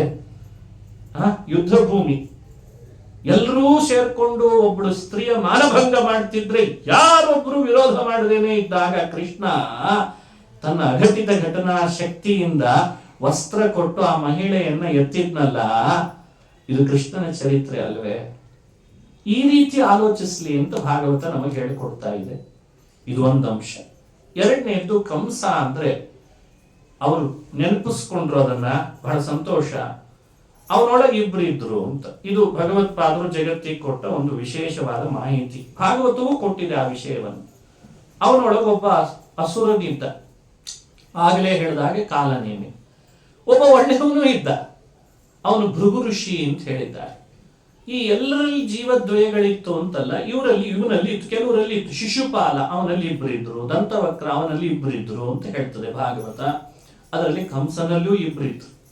ಆ ಭೃಗು ಋಷಿ ಅವನು ಒಳಗಿದ್ದವನು ಕೃಷ್ಣನ ಅನುಗ್ರಹದಿಂದ ಮುಂದೆ ಒಳ್ಳೆಯವನಾಗ್ತಾನೆ ಅಂತ ಕಥೆ ಬರ್ತದೆ. ಅವನು ವಿಸ್ತಾರವಾಗಿ ಯಾಕಾತ ಕಂಸನೊಳಗೆ ಸೇರ್ಕೊಂಡ ಅಂತಂದಕ್ಕೆ ನಮಗೆ ಇಲ್ಲಿ ಮಾಹಿತಿ ಭಾಗವತ ಕೊಟ್ಟಿಲ್ಲ. ಇದು ಎರಡು ಅಂಶ. ಮುಂದೆ ಕೃಷ್ಣ ಇವರಿಗೆ ಹೇಳಿ, ನಾನು ಉಪನಯನ ಮಾಡಿಸ್ಕೊಳ್ತೇನೆ, ನನಗೂ ಬಲರಾಮನಿಗೂ ಉಪನಯನ ಮಾಡ್ರಿ ಅಂತ ಕೇಳ್ಕೊಂಡಂತ ದೇವಕಿ ವಸುದೇವನಿಗೆ. ಇದೊಂದು ವಿಶೇಷನೇ ಸರಿ. ಕೃಷ್ಣ ಯಾಕೆ ಉಪನಯನ ಮಾಡಿಸ್ಕೊಳ್ಬೇಕಿತ್ತು? ಸಹಜ ಪ್ರಶ್ನೆ ಮಾಡಬಹುದಲ್ಲ, ಅವನಿಗೇನು ಉಪನಯನದ ಅವಶ್ಯಕತೆ? ಅದಕ್ಕೆ ಭಾಗವತ ವಿವರಣೆ ಕೊಡುತ್ತದೆ. ಒಬ್ಬ ವ್ಯಕ್ತಿ ಹುಟ್ಟಿದ ಮೇಲೆ ಅವನಿಗೆ ಆಗಬೇಕಾದ ಸಂಸ್ಕಾರಗಳು ಬಹಳ ಮುಖ್ಯ ಅಂತ. ಜನ್ಮನ ಜಾಯತೆ ಸಂಸ್ಕಾರ ದ್ವಿಜ ಉಚ್ಯತೆ ಅಂತ ಒಂದು ಮಾತು. ನಮಗೆ ಸಂಸ್ಕಾರ ನಡೆದಾಗಷ್ಟೇ ನಾವು ದ್ವಿಜತ್ವ ಪಡ್ಕೊಳ್ಳಿಕ್ಕೆ ಆಗ್ತದೆ. ಸಂಸ್ಕಾರ ನಡೆಯದೆ ದ್ವಿಜತ್ವ ಅಂದ್ರೆ ಅದು ಲೈಸೆನ್ಸ್ ಹೋಲ್ಡರ್ ಅಲ್ಲ. ಇವನಿಗೆ ವಾಹನ ಚಲಾವಣೆ ಮಾಡ್ಲಿಕ್ಕೆ ಬರ್ತದೆ ನಿಜ, ಆದ್ರೆ ಚಲಾವಣೆ ಮಾಡ್ಲಿಕ್ಕಿರೋ ಪರವಾನಿಗೆ ಇವನಲ್ಲಿ ಇಲ್ಲಲ್ಲ, ಲೈಸೆನ್ಸೇ ಇಲ್ಲ. ಅಲ್ರಿ ನನಗ್ ಗಾಡಿ ಬರ್ತದೆ ನಾನು ಓಡಿಸ್ತೀನಿ ಅಂದ್ರೆ ಏನ್ ಅರ್ಥನಾ? ಈಗ ಮತ್ತೆ ಹೊಸ ರೂಲ್ಸ್ ಬೇರೆ ಬರ್ತಾ ಇದ್ದಾವೆ, ತಲೆಗೆ ಟೊಪಿಗೆನೂ ಹಾಕೋಬೇಕು ಈಗ ಅಂತ. ಅಲ್ಲ, ಟೊಪಿಗೆ ಏನಂತದ್ದು, ಶಿರಸ್ತ್ರಾಣ, ಹೆಲ್ಮೆಟ್ ಹಾಕೊಳ್ಬೇಕು ಅಂತ. ಆದ್ರೆ ನಿಯಮಗಳಿಗೆ ಬದ್ಧರಾಗೇನೆ ರಸ್ತೆಯಲ್ಲಿ ವಾಹನ ಚಲಾವಣೆ ಆದ್ರೆ ಯಾರು ಆರೋಪಿಸಲ್ಲ, ದಂಡ ಹಾಕಲ್ಲ. ಹಾಗೆ ನಾವು ಅಧ್ಯಾತ್ಮದ ದಾರಿಯಲ್ಲಿ ಜೀವನ ಸುಗಮವಾಗಿ ಪ್ರಯಾಣ ಆಗ್ಬೇಕಾದ್ರೆ ನಮಗೆ ಉಪನಯನಾದಿ ಸಂಸ್ಕಾರಗಳೆಲ್ಲ ಪರವಾನಿಗೆ ಇದ್ದಾಗ, ಲೈಸೆನ್ಸ್ ಇದ್ದಾಗ. ಕೃಷ್ಣ ಸಮಾಜಕ್ಕೆ ಶಿಕ್ಷಣ ಕೊಡ್ಲಿಕ್ಕೆ ತಾನು ಉಪನಯನ ಮಾಡಿಸ್ಕೊಂಡ ಅಂತ ಕಥೆ. ಉಪನೀತನಾದ ಮೇಲೆ ಮತ್ತೊಂದು ಶಿಕ್ಷಣ ಕೊಡ್ತಾನೆ. ತಾನಂದ, ನಾನು ಇನ್ನಿಲ್ಲಿರಲ್ಲ, ಗುರುಕುಲ ವಾಸ ಮಾಡಬೇಕು ಅಂತಿದೆ, ಉಪನಯನ ಆದವರು ಗುರುಕುಲಕ್ಕೆ ಹೋಗ್ಬೇಕು ಅಂತ ಕೇಳ್ತಾನೆ. ಹೋಗ್ಬಾ ಅಂದ್ರು. ಕೃಷ್ಣ ಬಲರಾಮರು ಆರಿಸ್ಕೊಂಡ ಗುರುಕುಲ ಅಂದ್ರೆ ಸಾಂದೀಪಿನಿ ಆಚಾರ್ಯ ಗುರುಕುಲ ಅಂತದ ಭಾಗವತ. ಅವತ್ತಿನ ಕಾಲದಲ್ಲಿ ಅದನ್ನ ಅವಂತಿಪುರ ಅಂತ ಕರೀತಿದ್ರಂತ. ಶ್ರೀಕೃಷ್ಣ ಮಥುರಾ ಪಟ್ಟಣದಿಂದ ಅವಂತಿಪುರಕ್ಕೆ ಹೊರಟ. ಅಥೋ ಗುರುಕುಲೇ ವಾಸಂ ಇಚ್ಛಂತ ಉಪಜಗ್ಮತು ಕಾಶ್ಯಂ ಸಾಂದೀಪಿನಿಂ ನಾಮ ಹ್ಯವಂತಿಪುರವಾಸಿನಂ. ಸಾಂದೀಪಿನಿಂ ಕಾಶ್ಯಂ ನಾಮ, ಸಾಂದೀಪಿನಿಯನ್ನ ಹೆಸರಿನ ಅವಂತಿಪುರವಾಸಿಗಳು. ಇವತ್ತದನ್ನ ಮಹಾಕಾಳೇಶ್ವರ ಉಜ್ಜಯಿನಿ ಅಂತ ಬಹಳ ಪ್ರಸಿದ್ಧಿ ಪಡ್ಕೊಂಡಿದೆ ಇವತ್ತು. ಸಂತೋಷ. ಅಲ್ಲಿಗೆ ಗುರುಕುಲ ಇತ್ತು. ಭಗವಂತ ಮಥುರಾ ಪಟ್ಟಣದಿಂದ ಅಲ್ಲಿಗೆ ಬಂದ. ಗುರುಗಳನ್ನು ಹೇಳಿದ್ನಂತ, ಹೀಗೆ ಗುರುಕುಲ ವಾಸ ಮಾಡುವಾಗ ಗುರುಗಳನ್ನು ಪ್ರಾರ್ಥಿಸ್ಬೇಕು ಅಂತಿದೆ. ಕೈಯಲ್ಲಿ ಸಮಿತ್ತನ್ನು ಇಟ್ಕೊಂಡು ಹೋಗಿರ್ಬೇಕು ಅಂತ. ಸಮಿತ್ ಪಾಣಿ ಶ್ರೋತ್ರಿಯಂ ಬ್ರಹ್ಮನಿಷ್ಠಂ ಅಂತ ಉಪನಿಷತ್ ಹೇಳ್ತದೆ. ಕೈಯಲ್ಲಿ ಸಮಿತ್ ಇಟ್ಕೊಂಡು ಹೋಗ್ಬೇಕು, ಗುರುಗಳ ಮುಂದೆ ನಿಲ್ಲಬೇಕು. ಶ್ರೋತ್ರಿಯಂ ಬ್ರಹ್ಮನಿಷ್ಠಂ, ಅಂಥ ಗುರುಗಳನ್ನೇ ಆಶ್ರಯಿಸಿ ಕೇಳ್ಕೊಳ್ಬೇಕು, ನನಗೆ ವಿದ್ಯೆ ಹೇಳ್ಕೊಡ್ರಿ ಅಂತ. ಸರಿ, ವಿದ್ಯೆ ಹೇಳ್ಕೊಡ್ರಿ ಪ್ರಾರ್ಥನೆ ಮಾಡಿದ್ದಕ್ಕೆ ಅವರು 64 ಹಗಲು ರಾತ್ರಿಗಳಲ್ಲಿ ಎಲ್ಲ ವಿದ್ಯೆಯನ್ನು ಧಾರೆ ಎರೆದ್ರು ಅಂತ ಭಾಗವತ ಹೇಳ್ತದೆ. ಏನೇನು ವಿದ್ಯೆ? ಸರಹಸ್ಯಂ ಧನುರ್ವೇದಂ ಧರ್ಮಾನ್ ನ್ಯಾಯಪಥಾಂಸ್ತಥಾ ತಥಾ ಚ ಅನ್ವೀಕ್ಷಕೀಂ ವಿದ್ಯಾಂ ರಾಜನೀತಿಂಚ ಷಡ್ವಿಧಾಂ ಅಂತ ಹೇಳಿದ್ರು. ವಿದ್ಯೆಗಳ ವಿಭಾಗ ಪ್ರಾಚೀನರು ಬೇರೆ ಬೇರೆ ತರ ಮಾಡಿದ್ದಾರೆ ನಿಜ. ಇಲ್ಲಿ ಹೀಗೆ ಮಾಡಿದ್ದಾರೆ. ರಹಸ್ಯ ಸಹಿತವಾಗಿ ಧನುರ್ವೇದವನ್ನು ಹೇಳಿಕೊಟ್ರಂತೆ. ನ್ಯಾಯಪಥಾನ್, ನ್ಯಾಯದ ದಾರಿಯಲ್ಲಿ ಸಾಗುವ ಧರ್ಮದ ಬಗ್ಗೆ ವಿವರಣೆ ಕೊಟ್ರಂತೆ. ಅನ್ವೀಕ್ಷಕಿ ವಿದ್ಯೆಯನ್ನು ಉಪದೇಶ ಮಾಡಿದ್ರಂತೆ. ಯಾವುದರಲ್ಲೂ ಕೊರತೆ ಇಲ್ಲದಷ್ಟು ವಿದ್ಯಾದಾನವನ್ನು ಮಾಡಿದ್ರು. ರಾಜನೀತಿಯನ್ನು ಹೇಳಿಕೊಟ್ರಂತೆ. ರಾಜನೀತಿ, ಅನ್ವೀಕ್ಷಕಿ ವಿದ್ಯಾ, ನ್ಯಾಯದ ದಾರಿ, ಧರ್ಮದ ದಾರಿ, ರಹಸ್ಯ ವಿದ್ಯೆ, ಧನುರ್ವಿದ್ಯೆ, ಒಟ್ಟು ಎಷ್ಟಾಯ್ತು ಹಾಗಾದ್ರೆ? ಷಡ್ವಿಧಾಂ, 6 ಥರದದ್ದನ್ನು ಬೋಧಿಸಿದ್ದಾರೆ ಅಂತ ಭಾಗವತದಲ್ಲಿ ಬರ್ತದೆ. ಇದರಲ್ಲಿ ಎಲ್ಲವೂ ಮನುಷ್ಯ ಇವತ್ತು ಕಲಿಬೇಕಾದದ್ದೇ. ಯಾವುದೋ ಒಂದಕ್ಕೆ ಜೋತ್ ಬೀಳೋ ಹಾಗಿಲ್ಲ ಅನ್ನೋದು ಕೃಷ್ಣ ಜಗತ್ತಿಗೆ ತೋರಿಸಿದ. ಯಾಕಂದ್ರೆ ಇವತ್ತು ಒಂದರಲ್ಲಿ ಭಾರಿ ತಯಾರಾಗ್ತಿರ್ತಾರೆ ಮಕ್ಕಳು, ನೋಡ್ತೇವಲ್ಲ. ಮುಂದೆ ಅವ್ರನ್ನೇನಾದ್ರೂ ನೀವು ಇನ್ನೊಂದು ಕೆಲಸಕ್ಕೆ, ಸಣ್ಣದದು ಬಹಳ ದೊಡ್ಡದೇನಲ್ಲ, ಒಂದು ಲೌಕಿಕ ಸಣ್ಣ ಕೆಲಸಕ್ಕೆ ಕಳಿಸಿದ್ರು ಕೂಡ ಅಯ್ಯೋ ನಂಗೆ ಗೊತ್ತಾಗ್ಲಿಲ್ಲ ಅಂತಾರೆ. ಏನ್ ಹಾಗೆ ಮಾಡಿದ್ರೆ? ಸುಮ್ಮನೆ ಹಾಸ್ಯಕ್ಕೆ ಹೇಳಿರ್ತೀನಿ, ಮನೆಯಲ್ಲಿ ನಡೆದಿರ್ಬೋದು ಈ ಘಟನೆ. ಬಹಳಷ್ಟು ಸಂಬಳ ತರ್ತಾನೆ ಮನೆಗೆ, ರೈಲ್ವೆ ಸ್ಟೇಷನ್ ನಲ್ಲಿ ಅಪ್ಲಿಕೇಶನ್ ಬರೆದು ರಿಸರ್ವೇಶನ್ ಮಾಡಿಸ್ಕೊಂಡು ಬರ್ಲಿಕ್ಕೆ ಬರಲ್ಲ. ಈಗ ಇದಕ್ಕೆ ಏನ್ ಹೇಳೋಣ ಹೇಳಿ. ಮತ್ತೆ ನೋಡಿದ್ರೆ ಫೇಮಸ್ ಕಾಲೇಜ್ನಲ್ಲೇ ಡಿಗ್ರಿ ತೆಗೆದಿದ್ದಾನೆ. ಮತ್ತೆ ಹಾಸ್ಯಕ್ಕೆ ಯಾರ್ದೋ ಮನೆಯಲ್ಲಿ ನಡೆದದ್ದಂತಲ್ಲ ಇದು. ಅಂದ್ರೆ ಮನುಷ್ಯನಿಗೆ ಇದೇ ಆಗ್ತಾ ಇಲ್ಲ. ಇಲ್ಲ ಇದೂ ಸರಿ, ಅದನ್ನೂ ಮಾಡುವವನಿದ್ದಾನೆ ಅಂತ ಇಟ್ಕೊಳ್ಳಿ. ನಮ್ಮ ಮನೆಗಳಲ್ಲೇ ಇರೋ ನಮ್ಮ ಮಕ್ಕಳುಗಳಿಗೆ ನಾವು ಕೊಡ್ತಿರುವ ಶಿಕ್ಷಣಗಳಲ್ಲಿ ಇರುವ ಅನೇಕ ಕೊರತೆಗಳನ್ನ ಮುಂದವರ ಬದುಕಿನಲ್ಲಿ ಎಷ್ಟು ಅವರು ಅನುಭವಿಸಬೇಕಾಗ್ತದೆ, ಇದನ್ನು ಯೋಚಿಸ್ಬೇಕು. ಅದಕ್ಕೆ ಹಿಂದಿನ ಪ್ರಾಚೀನ ಗುರುಕುಲಗಳು ಈ ವಿಷಯದಲ್ಲಿ ಬಹಳ ಸಮರ್ಥವಾಗಿದ್ವು. ನ್ಯಾಯಪಥಾನ್ ಅಂತ ಅದಕ್ಕೆ ಹೇಳಿದ್ರು. ನ್ಯಾಯಪಥಾನ್ ಧರ್ಮಾನ್ ಧನುರ್ವೇದಂ ನ್ಯಾಯಪಥಾನ್ ಧರ್ಮಾನ್ ಅಂತ ಅದಕ್ಕೆ ಅವನಿಗೆ ಪ್ರಾಮಾಣಿಕತೆಯ ಪರಿಕಲ್ಪನೆ ಸರಿಯಾಗಿಲ್ಲ. ಕೆಲವರಿಗೆ ಭಾರಿ ಪ್ರಾಮಾಣಿಕರಿದ್ದಾರೆ ನಮ್ಮ ಮಕ್ಕಳು ಇವತ್ತು. ಎಷ್ಟು ಪ್ರಾಮಾಣಿಕರು ಅಂತ ನಿಮಗೆ ಹೇಳೋದು ಕಷ್ಟ. ಅಷ್ಟು ಎಲ್ಲಿಗೆ ಅಂದ್ರೆ ಅಲ್ಲಿ 3 ರೂಪಾಯಿಗೆ 2 ಸೂಡು ಕೊಡ್ತೇನೆ ಅಂತಂದ್ರೆ ಇವನೇ ಸಿಕ್ತಾಗ 10 ರೂಪಾಯಿಗೆ ಯಾಕೆ 3 ಸೂಡು ಕೊಡಲ್ಲ ಅಂತ ಕೇಳಿ ಬರೋರು ಇದ್ದೇವೆ ನಾವು. ಇದು ಸ್ವಲ್ಪ ಯಾಕೆ ಓವರ್ ಆಯ್ತಲ್ಲ. ಈಗೂ ಇದ್ದಾರೆ. ಯಾಕಂದ್ರೆ ಆಮೇಲೆ ಹೇಳ್ತಾರೆ, ಇಲ್ಲಮ್ಮ ಹುಬ್ಬಳ್ಳಿ ಮಾರ್ಕೆಟ್ಗಿಂತ ಬೆಂಗಳೂರು ಮಾರ್ಕೆಟ್ ಜಾಸ್ತಿ, ಅಲ್ಲಿ ನೋಡಿ ಅಭ್ಯಾಸ ಆಗಿತ್ತು, ಅದಕ್ಕೆ ಇಲ್ಲಿ ಕೊಟ್ಟು ಬಂದೆ ಅನ್ನೋರು ಇದ್ದಾರೆ. ಅಂದ್ರೆ ನ್ಯಾಯಪಥಾನಾನ್ವೀಕ್ಷಿ ಇದು ಎಲ್ಲಿಗೆ ಬಂತು ಹಾಗಾದ್ರೆ? ಇದು ನಾನು ಸಣ್ಣ ವಿಷಯ ಯಾಕೆ ಉದಾಹರಣೆ ಕೊಡ್ತೇನೆ ಅಂದ್ರೆ, ಇದಕ್ಕಿಂತ ಹಿರಿಯ ವಿಷಯಗಳು ಮನೆ ಒಳಗಿದ್ದಾವೆ. ಅದೇ ವಿಷಯದಿಂದಲೇ ಕುಟುಂಬದಲ್ಲಿ ನಾನಾ ರೀತಿ ಸಮಸ್ಯೆಗಳು ಎದುರಾಗ್ತಿದ್ದಾವೆ. ಅವನಿಗೆ ಸ್ವಾವಲಂಬಿಯೋ ಆರ್ಥಿಕವಾಗಿ ಮ್ಯಾನೇಜ್ಮೆಂಟೋ ಬರ್ತಾ ಇಲ್ಲ. ಅವ ನೋಡಿದ್ರೆ ದೊಡ್ಡ ಕಂಪ್ನಿಯಲ್ಲಿ ದೊಡ್ಡ ಸಂಬಳ ತಗೊಳ್ಳುವಂತವನೇ ಹೋಲ್ಡರ್ ಆಗಿದ್ದಾನೆ. ಎಲ್ಲಿಗೆ ಬಂತು?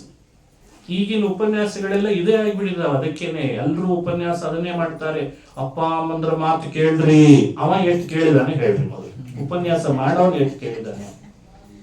ದೊಡ್ಡ ಸ್ಥಾನದಲ್ಲಿ ಕೂತವ್ರು ಪದೇ ಪದೇ ಹ್ಯಾಮರ್ ತರ ಅಪ್ಪ ಅಮ್ಮನ ಸೇವೆ ಮಾಡ್ರಿ ಅಂದ್ರೆ ಯುವಕರ ಹಣೆ ಬಾರಿಗೆ ಏನಾಗ್ಬೇಡ. ಯೋಚಿಸ್ಬೇಕು ಇದನ್ನ ಹೇಳಿಸ್ಕೊಂಡು ಕೊಡೋ ಸಂಸ್ಕಾರಗಳು ಅಲ್ಲ ನಾವು. ಇದು ಮಾರಲ್ ವ್ಯವಸ್ಥೆಗಳು ಮನೆ ಒಳಗಿರೋ ಪರಿಸರದಲ್ಲಿ ಬರಬೇಕಾದದ್ದೇ ಇವತ್ತು ಎಲ್ಲ ಬಿಗಡಾಯಿಸ್ಲಿಕ್ಕೆ ಪ್ರಾರಂಭ ಆಗಿದೆ. ಅದಕ್ಕೆ ಆ ಗುರುಕುಲ ಶಿಕ್ಷಣದ ಪರಿಕಲ್ಪನೆ ಕೊಡುತ್ತದೆ ಭಾಗವತ. ಸ್ಪಷ್ಟಪಡಿಸಿದ್ರು. ಸರಹಸ್ಯಂ ಧನುರ್ವೇದಂ ನ್ಯಾಯಪಥಾಸ್ತಥಾ ತಥಾ ಚ ಅನ್ವೀಕ್ಷಕೀಂ. ಅನ್ವೀಕ್ಷಕಿ ಅಂದ್ರೆ ತರ್ಕಶಾಸ್ತ್ರಕ್ಕೂ ಹೆಸರಿದೆ. ತರ್ಕಶಾಸ್ತ್ರ ಬಹಳ ಮುಖ್ಯವಾದ ಶಾಸ್ತ್ರ. ಅದು ಎಲ್ಲೆಲ್ಲೆಲ್ಲಾ ಕಡೆ ಅಪ್ಲೈ ಆಗ್ತದೆ ಅಂದ್ರೆ ನಿಮ್ಗೆ ಊಹಿಸ್ಕೊಳ್ಳಿಕ್ಕೆ ಸಾಕು. ದೈನಂದಿನ ಬದುಕಿನಲ್ಲಿ ಬಹಳ ಅಪ್ಲೈ ಮಾಡುವಂತ ಶಾಸ್ತ್ರಗಳವೆಲ್ಲ. ಅದನ್ನೆಲ್ಲ ಹಿಂದೆ ಹೇಳ್ಕೊಟ್ರು. ಅದಕ್ಕೆ ಕೃಷ್ಣ ಬರೀ ಒಂದ್ ರಾಜ್ಯ ಆಳ್ಲಿಲ್ಲ. ಅವ ಭಾರತದ ಎಷ್ಟೋ ರಾಜ್ಯ ಎಲ್ಲ ಕೃಷ್ಣನ ಕೈಗೆ ಬಂತ. ಇದು ನಮಗ್ ಕೊಟ್ಟ ಮೋಟಿವೇಟ್ ಮಾಡಿದ ಒಂದು ಅದ್ಭುತವಾದ ಸಂದರ್ಭ ಇದು. ವಿದ್ಯೆ ಎಷ್ಟೆಷ್ಟು ಕಲಿತಾನೆ, ಬದುಕಿನಲ್ಲಿ ಅದನ್ನ ಅಪ್ಲೈ ಎಷ್ಟು ಮಾಡ್ಕೋತಾನೆ, ಅನುಭವಕ್ಕೆ ಎಷ್ಟು ಬರ್ತಾನೆ, ಅದು ಅವನನ್ನು ಎತ್ತರಕ್ಕೆ ಬೆಳೆಸ್ತದೆ ಅನ್ಲಿಕ್ಕೆ ಇದೊಂದು ಶಿಕ್ಷಣ ಕೃಷ್ಣ ಅಂದೇ ಕೊಟ್ಟ. 64 ದಿನ ಕಳೆದ್ವಿ ಅಂತಂದ್ರು ಸಾಂದೀಪಿನಿ ಆಚಾರ್ಯ ಮುಂದೆ ಗುರುಗಳು. ಅದು ಶಿಷ್ಯರಿಬ್ರು ಬಲರಾಮ ಕೃಷ್ಣರು. ಬಹಳ ಚೆನ್ನಾಗಿ ಕಳೆದ್ವಿ, ಚೆನ್ನಾಗಿ ಪಾಠ ಮಾಡಿದ್ರಿ. ಪಾಠ ಮಾಡಿದ ಗುರುಗಳಿಗೆ ಗುರುದಕ್ಷಿಣೆ ಕೊಡದೇ ಇದ್ರೆ ಹೇಗೆ? ಗುರುಗಳೇ ನಿಮಗೆ ದಕ್ಷಿಣೆಯನ್ನು ಕೊಡೋಣ ಅಂತ ಕೃಷ್ಣ ಕೇಳ್ತಾ ಇದ್ದಾನಂತೆ. ಅಹೋರಾತ್ರೈಶ್ಚತುಷ್ಷಷ್ಟ್ಯ ಸಂಯತ್ತೋ ತಾವತಿ ಕಲಾಹ ಗುರುದಕ್ಷಿಣಯಾಚಾರ್ಯಂ ಛಂದಯಾಮಾಸತುರ್ ನೃಪ ಅಂತ ಭಾಗವತದ ವಾಕ್ಯ. ಅಹೋರಾತ್ರೈಶ್ಚತುಷ್ಷಷ್ಟ್ಯ 64 ದಿನ ಕಳೆದಿದ್ದಾನೆ ಅಂತ ಭಾಗವತ ಕಥೆ. 64 ರಾತ್ರಿ 64 ಹಗಲು ಪಾಠ, ಹಗಲು ರಾತ್ರಿ ಪಾಠ ಮಾಡಿಬಿಟ್ಟಿದ್ದಾರೆ ಅವರಿಗೆ. ಹೆಚ್ಚು ದಿನ ಕಳೆದಿಲ್ಲ. ಇದು ಒಂದು ಸಂದೇಶವೇ. ಇವತ್ತು 3 ತಿಂಗಳಿಗೆ ಒಂದು ಸಿಲೆಬಸ್ ಮುಗಿಸ್ಬೋದಾಗಿರ್ತದೆ. ಅದನ್ನ ಇವ್ರೇನ್ ಮಾಡ್ಲಿಕ್ಕೆ ಪ್ರಾರಂಭ ಮಾಡಿದ್ರು 6 ತಿಂಗಳು. ನಾನು ಯಾರನ್ನು ದೂರ್ತಿಲ್ಲ. ಇಲ್ಲಿ ಯಾರೋ ಶಿಕ್ಷಣ ಸಚಿವರೇ ಬಂದಿರ್ಬೋದೋ ಏನೋ, ಅಥವಾ ಮುಂದೆ ಆಗ್ಬೋದೇನೋ. ಅಂದ್ರೆ ಶೈಕ್ಷಣಿಕ ವ್ಯವಸ್ಥೆಗಳು ಮನುಷ್ಯನಿಗೆ ಬರೀ ಬೋರ್ಡ್ನಲ್ಲಿ ತಿದ್ದಿಯೋ ಸ್ಮಾರ್ಟ್ ಬೋರ್ಡ್ನಲ್ಲಿ ತಿದ್ದಿಯೋ ಪಾಠ ಹೇಳ್ಕೊಡೋದು, ಅಥವಾ ಶೈಕ್ಷಣಿಕತೆಯಲ್ಲಿ ಒಂದು ಅಪೂರ್ವತೆಯನ್ನ ಕಂಡುಕೊಳ್ಬೇಕು, ಇದನ್ನು ಯೋಚಿಸ್ಬೇಕು ಇವತ್ತು. ಅಂದ್ರೆ ಪಾಠ ಹೇಗೆ ಮಾಡಿರ್ಬೇಡ ಸಾಂದೀಪಿನಿಗಳು. 12 ವರ್ಷ ಗುರುಕುಲ ವಾಸ ಮಾಡಿ ಕಲಿಬೇಕಾದ ಪಾಠವನ್ನ 64 ದಿನದಲ್ಲಿ ಮುಗಿಸಿದ್ದಾರೆ ಅಂದ್ರೆ ಆ ಪಾಠದ ವೇಗ, ಪಾಠದಲ್ಲಿ ಇರಬೇಕಾದಂತ ಒಂದು ಅವರ ಸಾಮರ್ಥ್ಯ, ಪಾಠ ಹೇಳುವವರ ವಕ್ತೃತ್ವ ಹೇಗಿರ್ಬೇಡ, ಇದನ್ನು ಯೋಚಿಸ್ಬೇಕು. ಅಂದ್ರೆ ಅವನಿಗೆ ಪೂರ್ಣ ಆಗಿರ್ಬೇಕು. ಇವರು ಸಮಯ ಕಡಿಮೆ ತಗೊಂಡಿರ್ಬೇಕು, ಆದ್ರೆ ಯಾವುದು ಬಿಡ್ತು ಅಂತ ಆಗಿರ್ಬೇಕು. ಈಗ 7 ದಿನ ಭಾಗವತ, ಸಪ್ತಾಹದ ಶ್ರವಣ ಅಂತ ಅಭಿಪ್ರಾಯ. 10ನೇ ಸ್ಕಂಧ ಪೂರ್ವಾರ್ಧ. ಒಂದಾದ್ರೂ ಅಧ್ಯಾಯ ಮುಟ್ಟಿರ್ಬೇಕ ಬೇಡ ಪ್ರವಚನದಲ್ಲಿ? ಬರೀ ಲೌಕಿಕ ಹಾಸ್ಯ, ಆಮೇಲೆ ಇನ್ನೊಂದೇನೋ ಹೇಳಿ ಅಂತೂ ಇಂತೂ ಮುಗಿತಪ್ಪ ಅಂತ ಅನಿಸಿದ್ರೆ, ಹೇಳೋವನಿಗೆ ಆ ಏನ್ ಕೊಟ್ಟ ಸಬ್ಜೆಕ್ಟೇ ಪೂರ್ಣ ಮುಗಿಸದೆ ಹೋದ್ರೆ ಕೇಳೋವರಿಗೆ ನ್ಯಾಯ ಒದಗಿಸಿದಾಗ ಆಯ್ತಾ? ಇದನ್ನ ಇವತ್ತು ಜನರು ದಂಗೆ ಹೇಳ್ಬೇಕು ಅಂತ ನಾನು ಇದನ್ನ. ಇವತ್ತು ಸಂಗೀತದ ಶಾಸ್ತ್ರ ಇದೆ, ಕೊಟ್ಟಿರ್ತಾರೆ, ಒಂದು 4 ರಾಗ ಹೇಳಪ್ಪ, ಬಹಳ ಖರ್ಚು ಮಾಡಿ ಪ್ರೋಗ್ರಾಮ್ ಇಟ್ಟಿದ್ದೇವೆ ಅಂತ ಅವ್ರು ಅಂತಿರ್ತಾರೆ. ಇವನು ಬಂದು ಬರೀ ವಿಠಲ ವಿಠಲನೇ 2 ತಾಸು ಹೇಳಿಸಿ ಹೋಗ್ಬಿಟ್ರೆ, ಒಂದು ವಿಠಲ ಅಲ್ಲ ಬೇಡ ಅಂತ ಯಾರಂದ್ರೆ ನಿನಗೆ? ಅಲ್ರಿ, ನಿನಗ್ ಕೊಟ್ಟದ್ದು ಲಕ್ಷಾವಧಿ ಸಂಭಾವನೆ, 1 ಗಂಟೆ ಕಾರ್ಯಕ್ರಮ, ಅವ ಏನ್ ಮಾಡ್ಬಿಟ್ಟ ಬುದ್ಧಿವಂತಿಕೆ, ಅಲ್ಲಿ ಕೇಳೋರು ಮುಗ್ಧರು ಅಂತ ಈ ಪರಿ ಮೋಸ ಮಾಡೋದೆ. It's A professional. ನಡೀತಿದೆ ಸಮಾಜದಲ್ಲಿ. ಅಲ್ಲ, ನೀನ್ ವಿಠಲ ನಾಮ ಹೇಳಬೇಡ, ನಾವ್ ಯಾವ್ದೋ ಒಂದು ಮಾಲ್ಕೋಸು ಯಮನ್ನು ಭೈರವಿ ಕೇಳೋಣ ಅಂತ ಬಂದಿದ್ವಿ. ಇವ ಯಾವ ರಾಗವನ್ನು ಟಚ್ ಮಾಡದೇನೆ ಬರೀ ಬದಲ್ ಟೇಕನ್ನ ತಗೊಂಡು ತಬಲಾದಲ್ಲಿ ವಿಠಲ ವಿಠಲ ವಿಠಲನೆ 2 ತಾಸು ಹೇಳಿದ್ರೆ ಜನ ಕುಣಿತಾರೆ, ಇಲ್ಲ ಅಂತಲ್ಲ. ಕಾರ್ಯಕ್ರಮ ರಂಗೆ ಹೇಳ್ತದೆ. ನೀನು ಒಪ್ಪಿಕೊಂಡ ಕಾರ್ಯಕ್ರಮಕ್ಕೆ ನೀನ್ ನ್ಯಾಯ ಒದಗಿಸಿದಾಗ ಆಯ್ತಾ? ಅದನ್ನು ಯೋಚಿಸ್ಬೇಕಲ್ಲ. ಗುರು ಶಿಷ್ಯ ಭಾವ, ಸಮಾಜದ ಜೊತೆಗೆ ಒಬ್ಬ ಸಮಾಜ ಪ್ರತಿನಿಧಿಸುವವನ ಕರ್ತವ್ಯಗಳು, ಇವೆಲ್ಲ ಬದಲಾಗಬೇಕಾಗಿದೆ. ಯಾಕಂದ್ರೆ ಸಮಾಜದಲ್ಲಿ ರೇಟಿಂಗ್ ವ್ಯವಸ್ಥೆಯಿಂದ ಲೌಕಿಕ ನಡೀತಾ ಇದೆ. ಎಲ್ಲಿ ಹೋದ್ರು ರೇಟಿಂಗ್. ಇವತ್ತು ಇದು ಮಾಡಿಫೈ ಆಯ್ತು. ಇವತ್ತಿನ ಯುವ ಜನತೆ ಅದನ್ನು ಅಪೇಕ್ಷಿಸ್ತದೆ.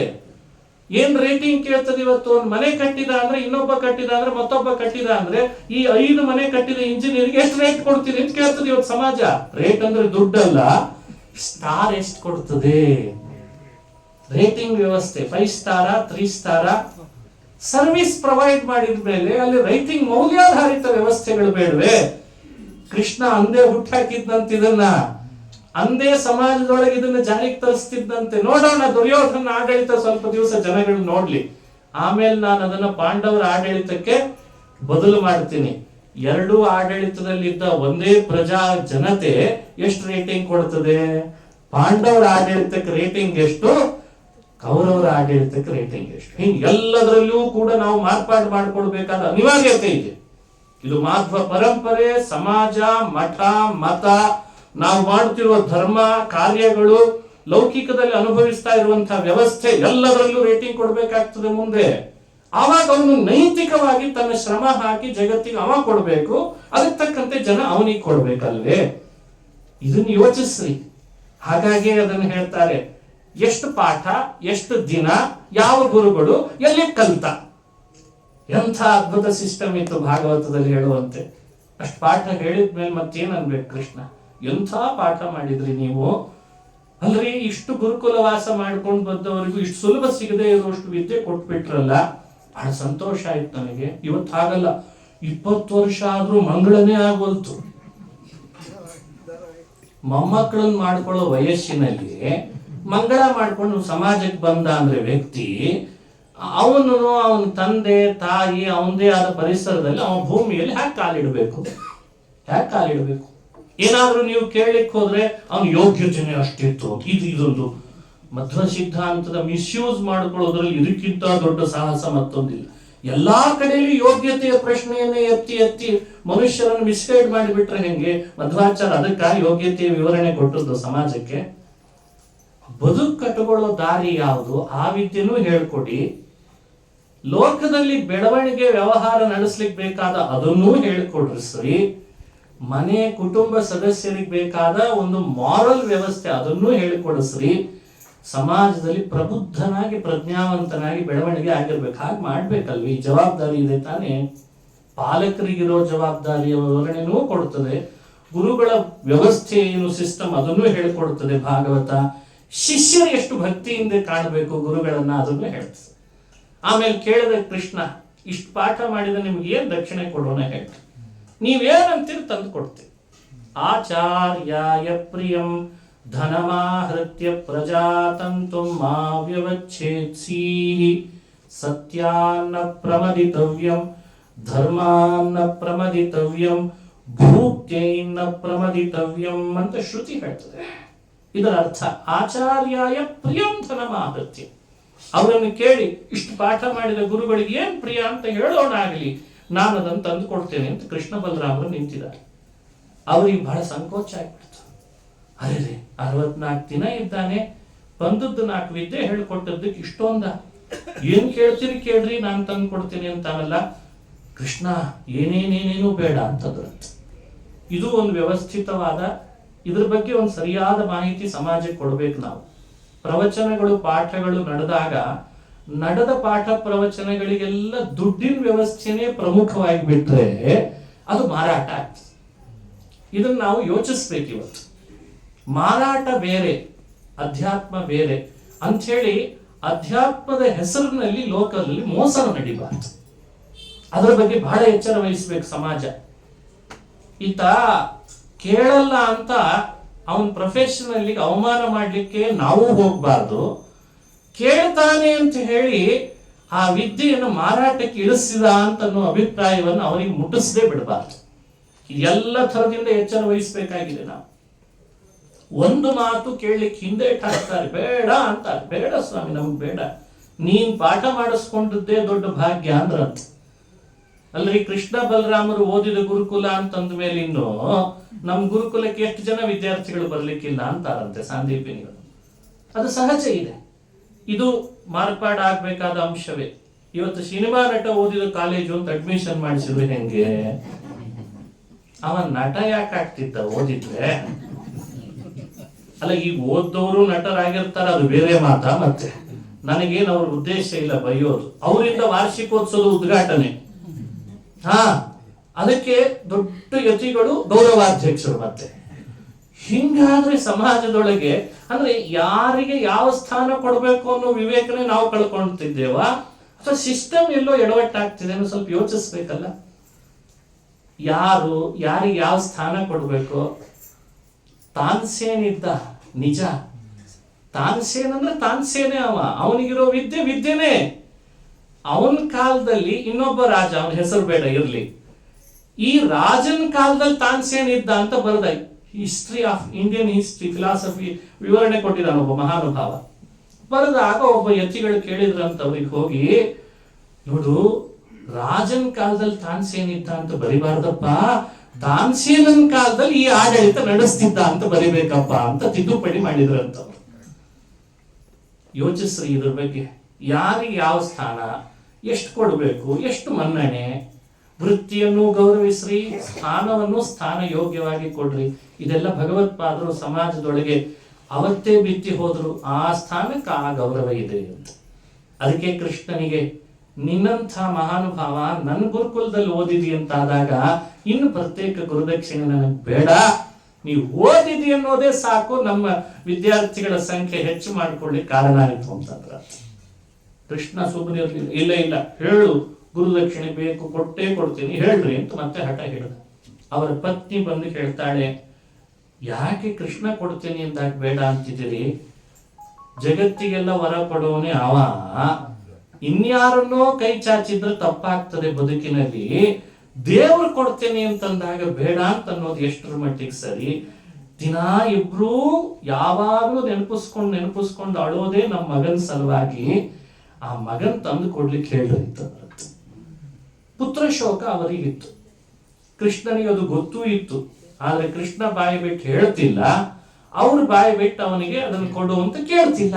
ಇದೇ ಭಕ್ತನಿಗೂ ಭಗವಂತನಿಗೂ ಇರುವ ಅಪೂರ್ವ ಸಂಬಂಧ ಅನ್ನೋದನ್ನ ಭಾಗವತ ನಮ್ಮ ಕಣ್ಣು ಮುಂದೆ ಇರ್ತದೆ. ಅವ ಕೊಡೋದಾದ್ರೆ ಕೊಡ್ಲಿ. ನೋಡಿ, ಶಾಸ್ತ್ರ ಅನುಭವಕ್ಕೆ ಬಂದವ್ರು ಆಡುವ ಮಾತು ಹಾಗಿರ್ತದೆ.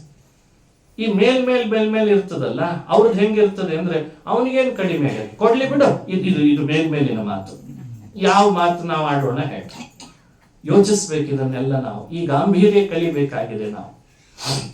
ಆಮೇಲೆ ಆ ಪತ್ನಿ ಹೇಳಿದಂತೆ ನಮ್ಮ ಮಗನ್ ತಂದು ಕೊಡಬಹುದಾ ಅಂತ ಕೇಳಿದ್ದಕ್ಕೆ ಕೃಷ್ಣ ತಕ್ಷಣ ಅಲ್ಲಿದ್ದ ರಥದಲ್ಲಿ ಹೊರಟ, ಬಲರಾಮನ್ ಕೂಡಿಸ್ಕೊಂಡು ಸಮುದ್ರ ಸ್ನಾನಕ್ಕೆ ಹೋಗಿದ್ದ ಅಂತ ಮಾಹಿತಿ. ಸಮುದ್ರ ಉವಾಚ, ಅವನ್ನೇ ಬಂದು ಕೇಳಿದ್ದಂತ ಸಮುದ್ರ ರಾಜನನ್ ಕೃಷ್ಣ, ಎಲ್ಲೋ ಗುರುಪುತ್ರ ಅಂತ. ಅವನಂದ, ನೈವಾರ್ಹಶಂ ಮಹಂ ದೇವಃ ದೈತ್ಯ ಪಂಚಜನೋ ಮಹಾನ್. ನಾನು ಅವನನ್ನು ಅಪಹರಿಸಲಿಲ್ಲ ಕೃಷ್ಣ. ನೈವ ಆಹರ್ಷಂ, ನಾನು ಅಪಹರಿಸಿಲ್ಲ. ನನ್ನೊಳಗೊಬ್ಬ ಮನೆ ಮಾಡಿಕೊಂಡ ಪಂಚಜನ ಅಸುರ ಇದ್ದಾನೆ. ಅವ ಇಲ್ಲಿ ಬಂದ ಸ್ನಾನಕ್ಕೆ ಯಾರೇ ಯಾತ್ರಿಕರು ಬಂದು ಅವ ನುಂಗಿ ಹಾಕ್ತಾನೆ, ತಿಂದು ಹಾಕ್ತಾನೆ. ನೀನ್ ಅವನ ಕೈ ನೋಡ್ಕೋ ಅಂತ ಸಮುದ್ರ ಹೇಳ್ಕೊಟ್ಟ. ಸಮುದ್ರದ ಒಳಗೆ ನುಗ್ಗಿ ಕೃಷ್ಣ ಈಜಾಡ್ತಾ ಅಲ್ಲಿರುವ ಗುಹೆ ಒಳಗೆ ಹೋಗಿ ಪಂಚಜನನ ಜೊತೆ ಯುದ್ಧ ಮಾಡಿದ ಅಂತ ಕಥೆ. ಅಪಂಚಜನ ಮಾತೇನೆ ಜಲಮಾವಿಶ್ಯ ತಂ ಹತ್ವಾ ನಾಪಶ್ಯದುದರೇರ್ಭಕಂ. ಪಂಚಜನ ಬಹಳ ದೊಡ್ಡ ಅಸುರ. ಅವನನ್ನ ಕೊಂದ್ರೆ ಅವನ ಹೊಟ್ಟೆ ಎಲ್ಲ ಹುಡುಕಿದ್ದಂತೆ ಮಗು ಸಿಗಲಿಲ್ಲ. ಹಾಗಾದ್ರೆ ಎಲ್ಲಿ ಹೋಗಿರ್ಬೇಕು? ಅಲ್ಲಿಂದ ಹೊರಟ. ಅವನ ಮನೆಯಿಂದ ಹೊರಟುವಾಗ ಅಲ್ಲೊಂದು ಶಂಖ ಬಿದ್ದಿತ್ತಂತೆ ಕೆಸರಿನಲ್ಲಿ. ಆ ಕೆಸರಿನಲ್ಲಿ ಹೂತು ಹೋದ ಶಂಖ ಕೈಗೆ ತಗೊಂಡು ನೀರಿನಲ್ಲಿ ಶಂಖ ಎಲ್ಲ ತೊಳೆದು ಸ್ವಚ್ಛ ಮಾಡಿ ಅದರದ್ದೇ ನಾದ ಮಾಡ್ತಾನೆ ಯಮಲೋಕದ ಹತ್ರ ಹೋಗಿ ಅಂತ ಕಥೆ. ರಾಜರು ಅದನ್ನು ವರ್ಣಿಸ್ತಾರೆ. ಈ ಶಂಖ ಎಲ್ಲಿ ಕೈ ಇಟ್ಟುಕೊಂಡು ಆ ಪ್ರದೇಶಕ್ಕೆ ಶಂಖೋದ್ಧಾರ ಅಂತ ಕ್ಷೇತ್ರ ಆಯ್ತಂತ. ಶಂಖ ಉದ್ಧರಿಸಿದ್ನಲ್ಲ ಅಂತ ಒಂದೊಳ್ಳೆ ಸಂದೇಶ ಇದೆ ಅಂದ್ರೆ ಅವರು. ಕೃಷ್ಣ ಎಂಥ ವ್ಯಕ್ತಿ ಅಂದ್ರೆ ಸಜ್ಜನರು ಎಲ್ಲೇ ಇದ್ರು, ಎಷ್ಟೇ ಅವರಿಗೆ ತೊಡಕುಗಳಿದ್ರು, ಎಂಥ ಕೆಸರಿನಲ್ಲೇ ಹೂತಿದ್ರು, ತನ್ನ ಭಕ್ತರು ಅಂತಾದ್ರೆ ಕೃಷ್ಣ ಹೇಗೆ ಉದ್ಧಾರ ಮಾಡ್ತಾನೆ ಅನ್ಲಿಕ್ಕೆ ಶಂಖನೇ ಸಾಕ್ಷಿ ಅಂತಂದ್ರು ಅವರು. ಅದು ಶಂಖ, ಅದು ತನ್ನ ಕೈ ಸೇರ್ತಲ್ಲ, ಅದು ಸಾತ್ವಿಕ, ಅದು ಪರಿಶುದ್ಧ, ಅಂತಃಕರಣದಿಂದ ಶುದ್ಧ. ಏನೋ ಕರ್ಮಾನುಸಾರ ಪಂಚಜನ ಕೈ ಸೇರಿತ್ತಂತದ್ದು ಹೋಗಿ ಅವನ ಬಂಧನದಲ್ಲಿತ್ತು. ಆದರೆ ಕೃಷ್ಣ ಅದನ್ನು ಅವನನ್ನು ಕೊಂದು ತನ್ನ ಕೈಯಲ್ಲಿ ಬರೋ ಹಾಗೆ ಮಾಡಿಕೊಂಡ.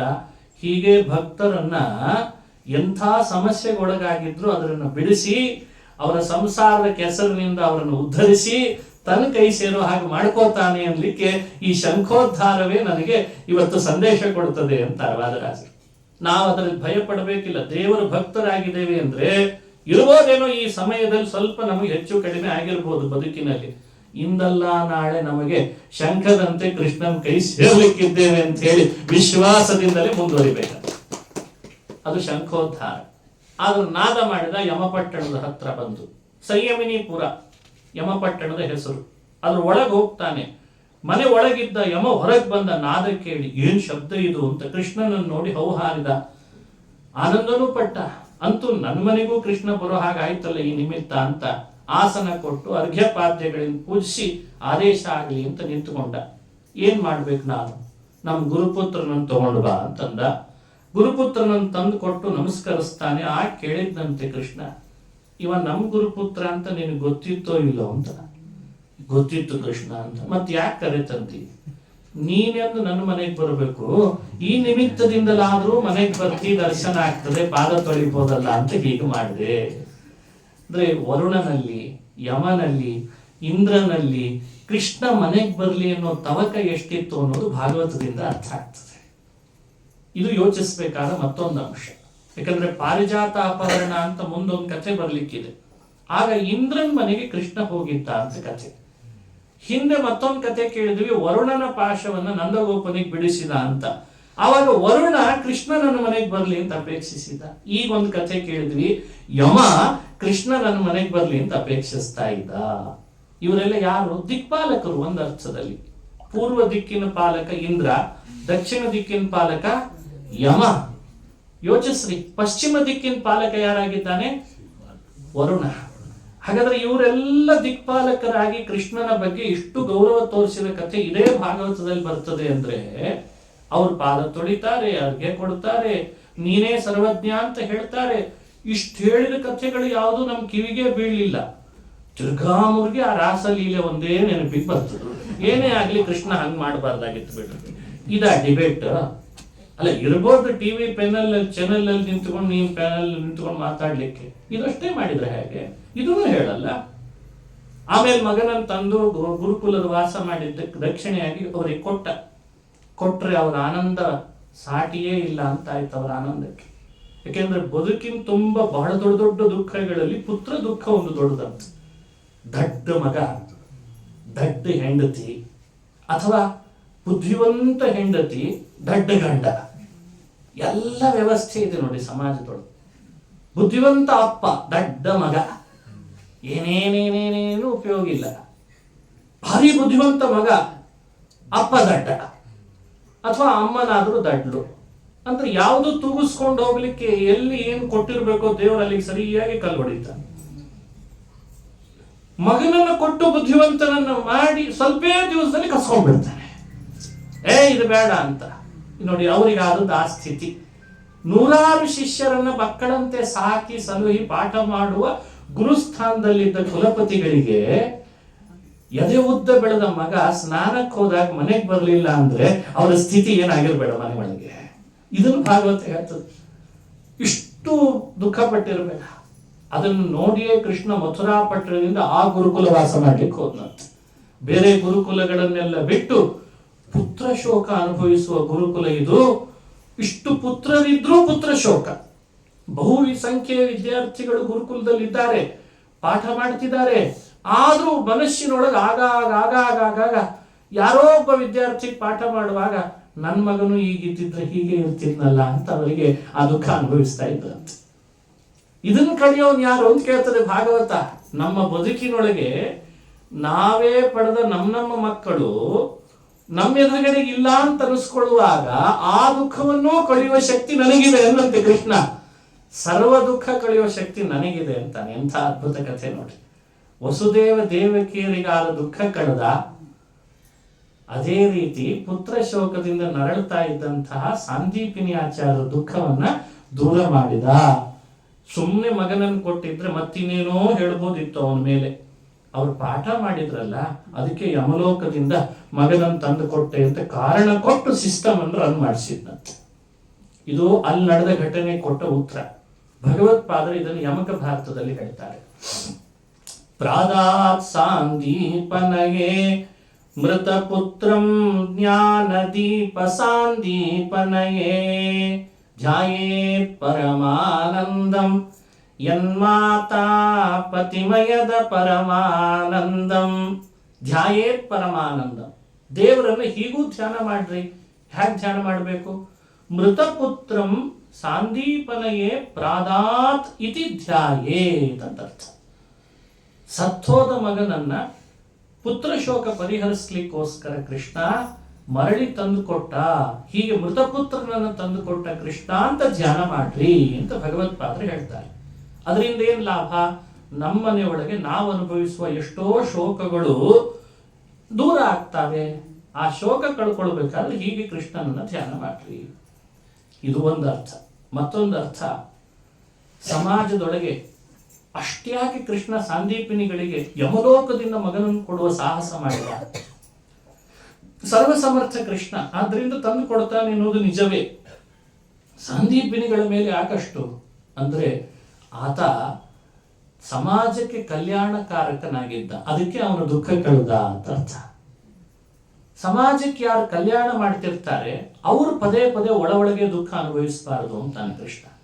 ಕೃಷ್ಣ ಗೀತೆಯಲ್ಲಿ ಹೇಳೋ ಮಾತು, ನಹಿ ಕಲ್ಯಾಣ ಕೃತ್ ಕಶ್ಚಿತ್ ದುರ್ಗತಿಂ ತಾತ ಗಚ್ಚತಿ. ನೋಡಿ, ಇದು ವೇದ ಬೇಡ, ಸ್ವರ ಬೇಡ, ಸಂಸ್ಕೃತ ಶ್ಲೋಕಗಳು ಬೇಡ. ಇದೊಂದು ಮಂತ್ರ. ಇದನ್ನು ಮನಸ್ಸಿನಲ್ಲಿ ಎಲ್ಲರೂ ಆಲೋಚಿಸ್ಕೊಂಡ್ರೆ ಇವತ್ತು ಎಷ್ಟೋ ಎತ್ತರಕ್ಕೆ ಹೋಗ್ಬೋದು ನಾವು.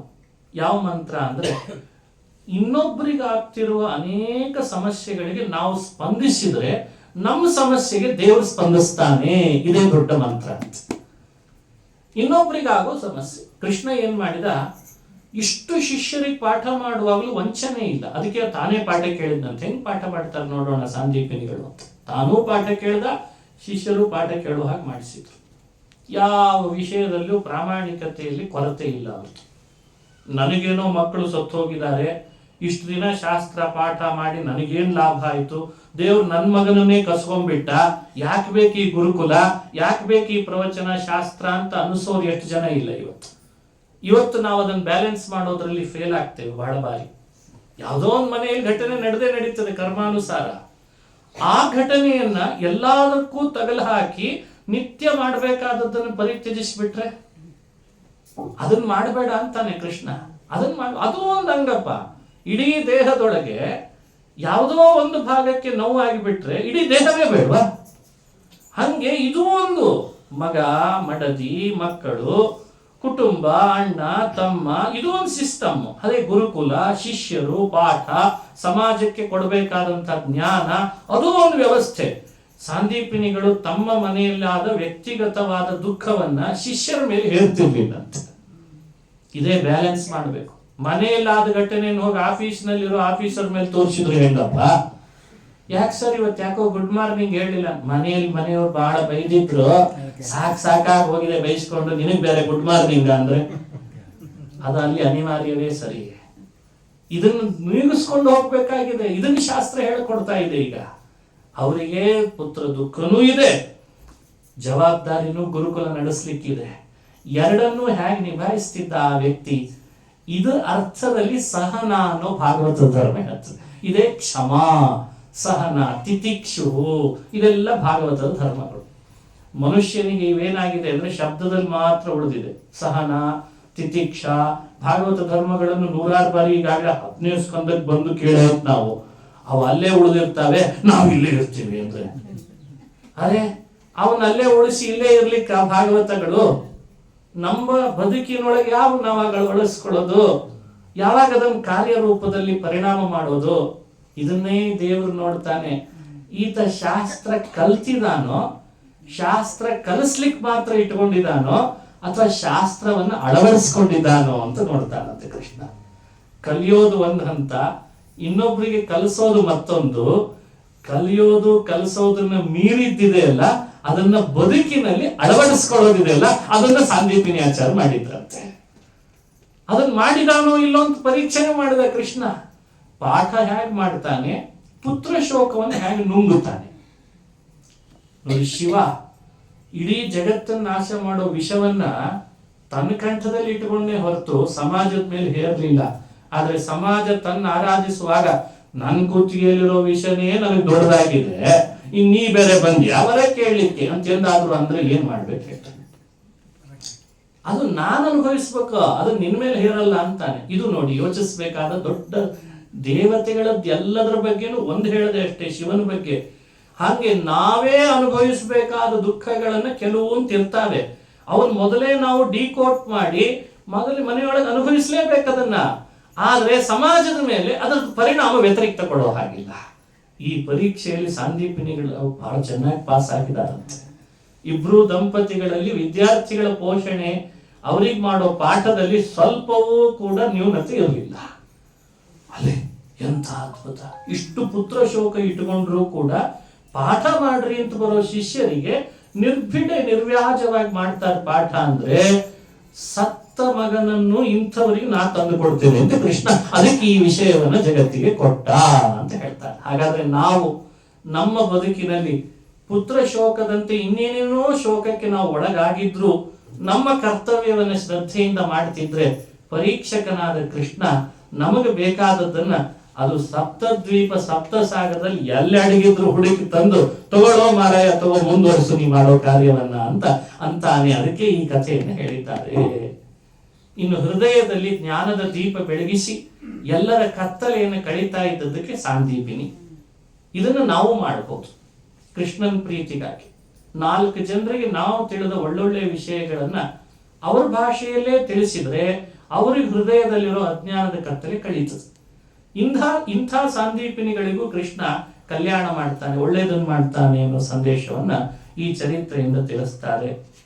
ಆಮೇಲೆ ಕೃಷ್ಣ ಅವರನ್ನು ಅನುಗ್ರಹಿಸಿ ತಾನು ಮಥುರೆಗೆ ಬಂದ ಮೇಲೆ ಜರಾಸಂಧ ಯುದ್ಧಕ್ಕೆ ಬಂದ. ಯುದ್ಧ ಸುಮಾರು ಬಾರಿ ನಡೆದಿದೆ. ಭಾಗವತದಲ್ಲಿ ಹೇಳುವಂತೆ ಕೃಷ್ಣ ಜರಾಸಂಧನ ಜೊತೆಗೆ ಬಹಳ ಬಾರಿ, ಮೊದಲನೇ ಬಾರಿ ಕೊಲ್ಬಹುದಾಗಿತ್ತು, ಆದ್ರೆ ಕೊಲ್ಲಿಲ್ಲ. ಯಾಕೆ ಕೊಲ್ಲಿಲ್ಲ ಕೃಷ್ಣ? ಅದಕ್ಕೆ ಭಾಗವತ ಹೇಳೋ ಕಾರಣ ಏನು? ಮೊದಲನೇ ಬಾರಿ ಜರಾಸಂಧನ್ನೇ ಕೊಂದು ಬಿಟ್ಟಿದ್ರೆ ಅವನಿಗೆ ಸಿಟ್ಟು ಬಂದದ್ದಾದ್ರೂ ಯಾಕೆ, ಅವನ ಯುದ್ಧಕ್ಕಾದ್ರೂ ಬಂದ ಯಾಕೆ ಅನ್ಲಿಕ್ಕೂ ಕಾರಣ ಕೊಡ್ತದೆ. ಅಸ್ಥಿ ಪ್ರಾಸ್ತಿ ಅಂತ ಇಬ್ರು ಮಕ್ಕಳಿದ್ರಂತೆ, ಅಪಹರಿಸ್ಕೊಂಡು ಕಂಸ ತನ್ನ ಮನೆಗೆ ತಂದ. ಸಿಟ್ಟಾಗಿ ಜರಾಸಂಧ ಅವನ್ ಕೊಲ್ಲಿಕ್ಕೆ ಬಂದಿದ್ದ. ಮಂತ್ರಿ ಬುದ್ಧಿವಂತ ಇದ್ದಂತೆ ಜರಾಸಂಧನಿಗೆ, ಅವನು ಹೇಳ್ಕೊಟ್ಟ, ಈ ಕಾರ್ಯದರ್ಶಿ ಅಂತ ಆಗಿರ್ತಾರಲ್ಲ ಅವ್ರು ಬುದ್ಧಿವಂತರಿದ್ರೆ ನಾವು ಸ್ವಲ್ಪ ಚೆನ್ನಾಗಿ ಬದುಕ್ತೀವಿ, ಅವ್ರು ಸ್ವಲ್ಪ ಹೆಚ್ಚು ಕಡಿಮೆ ಆಗಿಬಿಟ್ರೆ ಮುಗೀತು ಅಂತ ಅರ್ಥ ನಮ್ಮ ಕಥೆ. ನಮ್ಮ ರಾಜ್ಯನೂ ಹಂಗೆ ಇರ್ತದೆ. ಅವನು ಹೇಳ್ಕೊಟ್ಟ, ಹೋಗಿ ಹೋಗಿ ಕಂಸ, ಅವನು ಒಬ್ಬ ಅಸುರ, ನೀನು ಒಬ್ಬ ಅಸುರ, ಮಗಳನ್ನು ಅಪಹರಿಸ್ಕೊಂಡು ಹೋಗಿದ್ದಾನೆ ಅಂತಿ, ಬಲಿಷ್ಠ ಯುವಕ, ರಾಜ್ಯದಲ್ಲಿ ದೊಡ್ಡ ಸ್ಥಾನ ಇದೆ ಅವನಿಗೆ, ನೀನ್ ಹೋಗಿ ಯಾದವರ ಮೇಲೆ ದಂಡೆತ್ತಿ ಕಂಸನ್ ಯುದ್ಧ ಮಾಡ್ತೀನಿ ಅಂತ ಹೋಗಿ ಶ್ರಮ ಪಡೋದಕ್ಕಿಂತ ಒಂದು ವೇಳೆ ಪಟ್ರು ನಿನ್ನ ಅಸ್ಥಿ ಪ್ರಾಸ್ತಿ ಮಕ್ಕಳ ಮೇಲಿರೋ ಮೋಹದಿಂದ ಮರಳಿ ತಂದ್ರು ಆಮೇಲೆ ಯಾವ ರಾಜರು ಮದುವೆ ಮಾಡ್ಕೋತಾರೆ ಅಂತ ಕೇಳಿದ್ನಂತೆ. ಕಂಸ ಅಂದ, ನೀ ಹೇಳಿದ್ ಜರಾಸಂಧ ಹೇಳ್ದ, ಹೌದು ನೀ ಹೇಳಿದ್ ಸರಿ ಇದೆ, ಅವನು ಅಸುರ ನಾನು ಅಸುರ, ಇಬ್ರಲ್ಲಿ ಬಾಂಧವ್ಯ ಬೆಳೆಸಿದ್ರೆ ತಪ್ಪೇನಿಲ್ಲ, ತಗೊಂಡೋಗಿದ್ದಾನೆ ಮದುವೆ ಮಾಡಿ ಅಳಿಯ ನೀನು ಅಂತ ಘೋಷಣೆ ಮಾಡ್ತೀನಿ ಅಂತ ಅಷ್ಟು ಬಾರು ಓದಿದ್ದಂತೆ. ಈ ಥರದ್ದು ಘಟನೆ ಎಲ್ಲ ಕಾಲದಲ್ಲೂ ನಡೀತಾರೆ. ಅಲ್ಲ, ಈಗ ಅದು ಬೇರೆ ರೂಪಾಂತರ ಆಗಿದೆ ಅಷ್ಟೇ. ಅದ್ರ ಬಗ್ಗೆನೂ ಹೆಚ್ಚು ನಾನು ಹೇಳಲಿಕ್ಕೆ ಹೋಗಲ್ಲ, ನಿಮಗೆಲ್ಲ ಚೆನ್ನಾಗೇ ಗೊತ್ತಿದೆ ಈ ಮಾಹಿತಿಗಳ ಬಗ್ಗೆ. ಎಲ್ಲಿ ಏನ್ ನಡೀತಿದೆ, ಯಾರು ಎಲ್ಲಿ ಎಳ್ಕೊಂಡು ಹೋಗ್ತಿದ್ದಾರೆ, ಅದರದ್ದು ಸಂಖ್ಯೆ ಎಷ್ಟು, ಅದರಿಂದ ಆಗ್ತಿರೋ ದುಷ್ಪರಿಣಾಮ ಏನ್ ಸಮಾಜದಲ್ಲಿ. ಅಂತೂ ಕಂಸ ಒಬ್ಬನೇ ಇಲ್ಲ, ಜರಾಸಂಧ ಒಬ್ಬನೇ ಇಲ್ಲ ಅನ್ನೋದು ಖಾತ್ರಿ ಆಗ್ಲಿ, ಅದು ಖಾತ್ರಿ ಆಗ್ಲಿ. ಹಾಗಾದ್ರೆ ಇಲ್ಲಿ ಬೇಕಾಗಿರೋದು ಕೃಷ್ಣನ ಬಲ, ನೈತಿಕ ಬಲ, ಧರ್ಮದ ಬಲ. ಅದು ನಮ್ಮೊಳಗೆ ಉಚ್ಛ್ರಾಯ ಸ್ಥಿತಿಗೆ ತಲುಪಿದ್ರಷ್ಟೇ ಇವುಗಳನ್ನು ನೀವು ನಿವಾರಿಸ್ಲಿಕ್ಕೆ ಸಾಧ್ಯ. ಇಲ್ಲಿ ಸುಮ್ನೆ ಏನೇನೋ ಹೇಳ್ಕೊಟ್ರೆ ಉಪಯೋಗ ಇಲ್ಲ. ಸ್ಥೈರ್ಯ ಬೇಕು, ಧೈರ್ಯ ಬೇಕು, ಅದನ್ನು ಮಕ್ಕಳಲ್ಲೂ ತುಂಬಬೇಕು. ಅವರು ಬುದ್ಧಿವಂತರಾಗಿ ಸದೃಢರಾಗಿ ಎದುರಿಸ್ಬೇಕು ಸಮಾಜದೊಳಗೆ ಎಲ್ಲಾ ಕಾಲದಲ್ಲಿ. ಇದನ್ನ ಜರಾಸಂಧ ಒಪ್ಪಿಬಿಟ್ಟ. ಈಗ ಸತ್ತೋಗಿದ್ದಾನೆ ಕಂಸ ಅಂದ್ರೆ, ಅಳಿಯ ಸತ್ತ ಅಂದ್ರೆ ಮಕ್ಕಳಿಗೆ ವೈಧವ್ಯ ಬಂತು. ಇದಕ್ಕೆ ಕಾರಣ ಕೃಷ್ಣ ಅದ. ಪುತ್ರಿ ವೈಧವ್ಯ ಸಂಕ್ರುದ್ಧ ಅಂತ ಅದಕ್ಕೆ ನಾರಾಯಣ ಪಂಡಿತರು ಹೇಳ್ತಾರೆ. ಮಕ್ಕಳಿಗೆ ವೈಧವ್ಯ ಬಂತು ಅನ್ನೋದಕ್ಕೆ ಸಿಟ್ಟಾಗಿ ಜರಾಸಂಧ ತನ್ನ ಪರಿವಾರ ಕರ್ಕೊಂಡು ಯಾದವರ ಮೇಲೆ ಯುದ್ಧಕ್ಕೆ ದಾಳಿ ಮಾಡಿದ, ಯುದ್ಧಕ್ಕೆ ಬಂದ. ಕೃಷ್ಣ ಆಗಿ ಯುದ್ಧಕ್ಕೆ ಅಂತ ನಿಂತಾಗ ಯುದ್ಧದಲ್ಲಿ ಆಯುಧಗಳಿಲ್ಲ, ರಥ ಇಲ್ಲ, ಅವ ಎಲ್ಲ ತಗೊಂಡೇ ಬಂದಿದ್ದಂತೆ. ಅದನ್ನು ಭಗವತ್ಪಾದರು ಹೇಳ್ತಾರೆ, ದೇವಲೋಕದ ಇಂದ್ರನನ್ನು ಸ್ಮರಣೆ ಮಾಡಿಕೊಂಡ್ರೆ ಇಂದ್ರ ಆಕಾಶದಿಂದ ಕೃಷ್ಣನ ಯುದ್ಧಕ್ಕೋಸ್ಕರ ಅಂತ ರಥ ಕೊಟ್ಟು ಕಳಿಸಿದ್ನಂತೆ. ರಥ, ಆಯುಧ, ಬತ್ತಳಿಕೆ, ಬಿಲ್ಲು ಎಲ್ಲ ದೇವಲೋಕದಿಂದ ಕೆಳಗಿಳಿತು ಇಬ್ಬರಿಗೂ, ಕೃಷ್ಣ ಬಲರಾಮರಿಗೆ. ಅದರೊಳಗೆ ನಿಂತು ಯುದ್ಧ ಮಾಡಿದ್ರು. ಆಮೇಲೆ ಜರಾಸಂಧ ಪಲಾಯನ ಮಾಡಬೇಕಿತ್ತು, ಪಲಾಯನ ಮಾಡಿದ. ಉಳಿದವರು ಸೈನಿಕರನ್ನ ಕೊಂದು ಹಾಕಿದ ಅಂತ ಇಷ್ಟು ಕಥೆ. ಈ ಕಥೆಯ ಸಂದೇಶ ಏನು ಅಂತ ಚಿಂತಿಸ್ಬೇಕು. ಎರಡು ಕಾರಣ. ಜರಾಸಂಧನನ್ನು ಕೃಷ್ಣ ಮೊದಲೇ ಕೊಂದು ಬಿಟ್ಟಿದ್ರೆ ಭೂಭಾರ ಹರಣ ಮಾಡ್ಲಿಕ್ಕೆ ಕೃಷ್ಣ ಅಲ್ಲಲ್ಲೇ ಹೋಗಿ ಮಾಡಬೇಕಿತ್ತಂತ. ಯಾಕಂದ್ರೆ ಜರಾಸಂಧನ್ ಕ್ರಮ ಏನು, ಬೇರೆ ಬೇರೆ ರಾಜ್ಯದ ಕಡೆಯಿಂದ ಸೈನ್ಯ ಇಸುಗೊತ್ತಿದ್ದಂತವ. ತನ್ನ ಸೈನ್ಯ ಆಮೇಲೆ ಅಂತಂತಿದ್ದ. ಬೇರೆ ರಾಜ್ಯದ ಸೈನ್ಯ ಎಲ್ಲ ಜಮಾವಣೆ ಮಾಡಿಕೊಳ್ಳೋದು, ಕೃಷ್ಣನ ವಿರುದ್ಧ ದಾಳಿ ಮಾಡೋದು, ಇದೆಲ್ಲ ಜರಾಸಂಧ ಮಾಡ್ತಿದ್ದ. ಕೃಷ್ಣ ಅವತಾರ ಮಾಡಿದ್ದೆ ಭೂಭಾರ ಹರಣಕ್ಕೆ. ಇಷ್ಟೊಂದು ಅಕ್ಷೋಹಿಣಿ ಸೈನ್ಯ ಅವನೊಬ್ಬನೇ ಜಮಾವಣೆ ಮಾಡಿ ತರ್ತಾನೆ ಅಂದ್ರೆ ಕೂತಲ್ಲೇ ಭೂಭಾರ ಹರಣ ಆಗ್ತದೆ, ನಾನ್ ಯಾಕೆ ಶ್ರಮ ಪಡ್ಲಿ ಅಂತ ನೀತಿಯನ್ನ ಕೃಷ್ಣ ತೋರಿಸಿದ ಅಂತ ಒಂದು ವ್ಯಾಖ್ಯಾನವನ್ನು ಭಗವತ್ಪಾದರು ಮಾಡ್ತಾರೆ. ಕಾರ್ಯ ಬಹಳ ಸುಲಭವಾಗಿ ಆಗ್ತಿರುವಾಗ ಅದಕ್ಕೆ ಪ್ರತ್ಯೇಕ ಯಾಕೆ ಶ್ರಮ ಪಡಬೇಕು ಅನ್ನೋದು ಲೋಕದ ನೀತಿ ತಾನೇ. ಅದನ್ನು ಕೃಷ್ಣ ತೋರಿಸಿದ ಒಂದು. ಎರಡನೇದ್ದು, ಜರಾಸಂಧನನ್ನು ಕೃಷ್ಣ ಕೊಲ್ಲಬಾರದು ಅಂತ ಸಂಕಲ್ಪ ಮೊದಲೇ ಮಾಡಿದ್ದಂತೆ. ಯಾಕೆ ಮಾಡಿದ್ದ? ಅವನೊಬ್ಬ ವಿಷ್ಣು ದ್ವೇಷಿ, ಅವನನ್ನು ಕೊಲ್ಲಲ್ಲ ಅಂತಂದ. ಅಲ್ರಿ, ತನ್ನನ್ನೇ ದ್ವೇಷ ಮಾಡೋನು ಕೃಷ್ಣ ಯಾಕೆ ಕೊಲ್ಲಲ್ಲ ಅಂದ? ವಿಷ್ಣು ದ್ವೇಷಿಯಾದ ಜರಾಸಂಧನನ್ನ ವಿಷ್ಣು ಭಕ್ತರಿಂದ ಕೊಲ್ಲಿಸಿದ್ರೆ ಸಾಕು ಅಂತ ಸಂಕಲ್ಪ ಮಾಡಿದ ಅಂತಾರೆ ಭಗವತ್ಪಾದ. ವಿಷ್ಣು ಭಕ್ತ ಯಾರು? ಭೀಮಸೇನ. ಭೀಮಸೇನ ವಿಷ್ಣು ಭಕ್ತರಲ್ಲಿ ಅಗ್ರೇಸರನಾಗಿದ್ದಂತೆ. ಅದಕ್ಕೆ ಕೃಷ್ಣ ಆಲೋಚಿಸಿದ, ಹಿಂದೆ ಇದೇ ಭೀಮ ಹನುಮಂತನಾಗಿದ್ದ, ಕೃಷ್ಣ ರಾಮನಾಗಿದ್ದ. ಆಗೊಂದು ಸಂದರ್ಭ ಎದುರುಗಡೆಗೆ ಬಂತು, ಸುಂದರಕಾಂಡದಲ್ಲಿ ಬರ್ತದಲ್ಲ. ಅಕ್ಷಕುಮಾರ ಬಂದ, ಇಂದ್ರಜಿತ್ ಬಂದ, ರಾವಣನು ಯುದ್ಧಕ್ಕೆ ಅಂತ ಬಂದ. ಯುದ್ಧಕ್ಕೆ ಇಬ್ಬರೇ ಬಂದ್ರು. ಆಮೇಲೆ ರಾವಣನ ಮುಂದೆ ಇವನು ಕರ್ಕೊಂಡು ಹೋದ ಹನುಮಂತನನ್ನು ಕೊಲ್ಲೋ ಶಕ್ತಿ, ರಾವಣನನ್ನು ಕೊಲ್ಲೋ ಶಕ್ತಿ ಹನುಮಂತನಿಗಿತ್ತೋ ಇಲ್ಲೋ? ಇತ್ತು ನಿಜ, ಆದ್ರೆ ಯಾಕೆ ಕೊಲ್ಲಿಲ್ಲ? ಸರಾಘವಾಯ ನಾನ್ಯಥಾ ಯೋಚಿಸಿದ್ರಂತೆ ಹನುಮಂತ ದೇವರು, ನಾನೇ ಕೊಂದು ಬಿಡಬಹುದು, ಸೀತೆಯನ್ನು ಈಗಲೇ ನನ್ನ ಹೆಗಲ ಮೇಲೆ ಕರ್ಕೊಂಡು ಹೋಗ್ಬಿಡ್ಬೋದು ಸಮುದ್ರ ದಾಟಿ. ರಾಮನೇ ಸೈನ್ಯ ಕರ್ಕೊಂಡು ಬಂದು ಸೇತುವೆ ಕಟ್ಟಿ ಲಂಕಾಪಟ್ಟಣದ ರಾಕ್ಷಸರ ಜೊತೆಗೆ ಯುದ್ಧ ಮಾಡಿ ಆಮೇಲೆ ಕೊನೆಗೆ ರಾವಣನ್ ಕೊಲ್ಲಬೇಕು ಅಂತ ಏನಲ್ಲ, ಬೇಕಿಲ್ಲ, ಈಗಲೇ ಮಾಡ್ಬೋದು. ಆದ್ರೆ ಹನುಮಂತ ಯೋಚಿಸಿದ, ದೇವರು ವರ ಕೊಟ್ಟಿದ್ದಾನೆ, ಆ ವರಕ್ಕೆ ತಕ್ಕಂತೆ ನಡಿಬೇಕು. ಅವನ ಸಂಕಲ್ಪಕ್ಕೆ ವಿರುದ್ಧ ನಾನು ನಡೆಯೋದಲ್ಲ. ಹಾಗಾಗಿ ರಾವಣನನ್ನ ರಾಮನೇ ಕೊಲ್ಬೇಕು ಅಂತ ಅವಕಾಶ ಇದ್ರೂ ಬಲ ಇದ್ರೂ ಹನುಮಂತ ದೇವರ ಸಂಕಲ್ಪಕ್ಕೆ ವಿರುದ್ಧ ನಡ್ಕೊಳ್ಳಾರೆ ಅಂತ ಸೇವೆ ಮೆರೆದಿದ್ನಲ್ಲ, ಆ ಕೀರ್ತಿ ಮೆರೆದಿದ್ನಲ್ಲ. ಅದಕ್ಕೆ ಅನುಗುಣನೇ ಕೃಷ್ಣನಾದಾಗ ಅದೇ ರಾಮ, ಅದೇ ಹನುಮ ಭೀಮನಾದಾಗ ಅವತ್ತಾಗಿ ಮಾಡಿದ್ನಲ್ಲ. ಹಾಗಾದ್ರೆ ಇವತ್ತು ನಾನು ಜರಾಸಂಧ ಬಹಳ ಬಾರಿ ಯುದ್ಧಕ್ಕೆ ಬೇಕಂದ್ರೆ ಬರಲಿ, ಸೋಲಿಸ್ ಕಳಿಸ್ತೇನೆ, ಕೊಲ್ಲೋದನ್ನ ಮಾತ್ರ ಯಾರಿಗ್ ಬಿಡ್ತೇನೆ? ಭೀಮನಿಗೆ ಬಿಡ್ತೇನೆ ಅಂತ. ಹೀಗೆ ಕೃಷ್ಣ, ರಾಮ, ಹನುಮ, ಭೀಮರ ಕಥೆಯನ್ನ ತುಲನಾತ್ಮಕವಾಗಿ ಚಿಂತಿಸ್ರಿ ಅಂತ ಭಗವತ್ಪಾದರು ಅನುಸಂಧಾನ ಮಾಡಿಸ್ತಾರೆ. ನೋಡಿ, ದೈವ ಭಕ್ತರ ಮಧ್ಯದೊಳಗೆ ಒಂದೇ ಜನ್ಮದ ಸಂಬಂಧ ಇರ್ತದೆ ಅಂತ ಭ್ರಮಿಸಬಾರ್ದು ನಾವು. ಈಗೇನೋ ಪುರಾಣ ಹೇಳೋದು ಕೇಳೋದು ನಡೆಸಿದೇವ್ರಪ್ಪ, ಮುಂದಿನ ಜನ್ಮದೊಳಗೂ ಇಷ್ಟೇ ಸಂಬಂಧನ? ದೈವನಿಗೂ ನಮಗೂ ಹೊಸ ಹೊಸ ರೀತಿ ಇರ್ತದೆ, ಅದನ್ನು ಮಾರ್ಪಾಡು ಮಾಡ್ಕೊಳ್ತಿರ್ತಾನೆ ಭಗವಂತ. ಹಾಗಾಗಿ ತನ್ನ ಭಕ್ತರಲ್ಲಿ ಮುಖಂಡನಾದ ಭೀಮನಿಂದಲೇ ಜರಾಸಂಧನ ಸಂಹಾರ, ರಾಜಸೂಯ ಯಾಗ ಹಾಗೂ ಜರಾಸಂಧನ ಸಂಹಾರ ಅಂತ ಎರಡು ಭಾಗ ಮಾಡಿಕೊಂಡ್ರೆ, ಧರ್ಮರಾಜ ರಾಜಸೂಯ ಯಾಗ ಮಾಡಿದ, ಅದಕ್ಕೆ ಕಂಠಕನಾದ ಜರಾಸಂಧನನ್ನು ಭೀಮ ಕೊಂದ. ಈ ಎರಡರಲ್ಲಿ ಕೃಷ್ಣನಿಗೆ ಬಹಳ ಪ್ರಿಯ ಆದದ್ದು ಯಾವ್ದ್ರಿಂದ ಅಂತ ಪ್ರಶ್ನೆ. ರಾಜಸೂಯ ದಿನಗಟ್ಲೆ ಮಾಡಬೇಕು, ಬಹಳ ಖರ್ಚು ಮಾಡಿ ಮಾಡಬೇಕು, ಕಠಿಣ, ಬಹಳ ಶ್ರಮ ಸಾಧ್ಯ. ಹೌದು, ಜರಾಸಂಧನನ್ನ ಸುಮಾರು 14 ದಿನ ಯುದ್ಧ ಮಾಡಿದ. ಕಾರ್ತೀಕ ಮಾಸದ ಪ್ರತಿಪತ್ತಿಥಿಯಿಂದ ಆರಂಭ ಮಾಡಿ ಅಮಾವಾಸ್ಯೆ ತನಕ, ಪ್ರಾಯ ಅಮಾವಾಸ್ಯೆ ತನಕ ಯುದ್ಧ ಮಾಡಿದ್ದಾರೆ. ಯಾರು? ಭೀಮಸೇನ ದೇವರು ಜರಾಸಂಧನ ಜೊತೆಗೆ ಮಗಧ ದೇಶದಲ್ಲಿ ಮಾಡಿದ ಯುದ್ಧ. 15 ದಿನ ಕೊಂದ್ರ, ಆಮೇಲೆ ಸಾಕಿ ನೀವ ಅಂತ. ಜರಾಸಂಧನ್ ಕೊಂದಾಗಲೂ ಕೃಷ್ಣ ಸಮಕ್ಷಮದಲ್ಲೇ ಇದ್ನಂತೆ. ರಾಜಸೂಯ ಯಾಗದಲ್ಲಂತೂ ಅಗ್ರ ಪೂಜೆನೆ ಕೊಟ್ಟಿದ್ರಿಂದ ಎಲ್ಲರ ಎಲೆ ಬೆಳೆದವನೇ ಕೃಷ್ಣ, ಅಂದ್ಮೇಲೆ ಸಮಕ್ಷಮದಲ್ಲೇ ಇದ್ದ.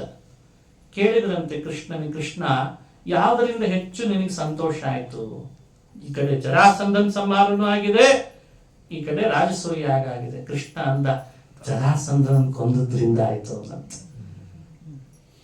ತಾವತ್ಯಾಯೋಜಿ ತೃಪ್ತ್ಯ ಕಿಮು ವದ ಭಗವನ್ ರಾಜಸೂಯಾಶ್ವಮೇಧೇ ಅಂತಾರೆ. ಹೇಗಿದೆ ನೋಡ್ರಿ ಮಾತು. ಜಘ್ನೆ ನಿಘ್ನೇನ ವಿಘ್ನೋ ಬಹುಲ ಬಲವಕಧ್ವಂಸನಾದ್ಯೇನ ಶೋಚತ್ ವಿಪ್ರಾನುಕ್ರೋಶ ಪಾಶೈಃ ಅಸುವಿಧೃತಿ ಸುಖಸ್ಯೈಕ ಚಕ್ರಾಚನಾನ. ಇದೆಲ್ಲ ಯಾರ್ದು? ಯಾವ ಸಮಯದಲ್ಲಿ ಮಾಡಿದಂತಹ ಕಥೆಗಳಿವೆಲ್ಲ ಸ್ಪಷ್ಟಪಡಿಸ್ತಾರೆ. ನಿರ್ಮೃದ್ನನ್ನತ್ಯಯತ್ನಂ ವಿಜರ ವರ ಜರಾಸಂಧಕಾಯಾಸ್ಥಿ ಸಂಧಿ. ಜರಾಸಂಧನನ್ನ ಮುದ್ದೆ ಮಾಡ್ದಾಗ ಮಾಡ್ತೀನಿ ಅಂದ್ರಂತೆ. ಶೀಳಿ ಎಸೆದಿದ್ದಾರೆ. ನೋಡಿದ್ರೆ 10,000 ಆನೆ ಬಲ ಇತ್ತಂತ ಅವನಿಗೆ. ಭೀಮ ಅವನನ್ನ ಶೀಳಿ ಒಗಿತಾನೆ, ಎರಡೂ ಭಾಗ ಮಾಡಿ.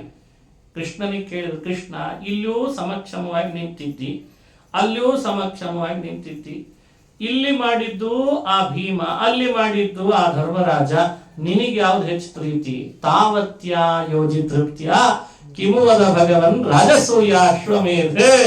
ರಾಜಸೂಯಾಶ್ವಮೇಧ ಮಾಡಿದ್ರು ಅಷ್ಟು ಪ್ರೀತಿ ನನಗೆ ಆಗಲಿಲ್ಲ, ಇವತ್ತು ಜರಾಸಂಧನನ ಭೀಮ ಕೊಂದಲ್ಲ, ಅಷ್ಟು ಸಂತೋಷ ಆಯ್ತು ನನಗೆ ಅಂತನ್ನಂತೆ ಕೃಷ್ಣ. ಈ ಮಾತನ್ನ ಹೇಳ್ತದೆ. ಯಾಕೆ ಹೇಳಿದೆ ಈ ವಿಷಯ ಅಂದ್ರೆ, ಕೃಷ್ಣ ಮುಂದೆ ತಾನು ಭಕ್ತನಿಗೆ ಕೊಡಬೇಕಾದ ಭೀಮನಿಗೆ ಕೊಡೋ ಕೀರ್ತಿಯನ್ನು ಎಷ್ಟು ಯೋಚಿಸಿ ಕೊಟ್ಟಿದ್ದಾನೆ ಅನ್ನೋದು ನಮಗೆ ತಿಳಿಲಿ ಅಂತ ಭಾಗವತಗಳು ನಮಗೆ ಹೇಳ್ತಾರೆ.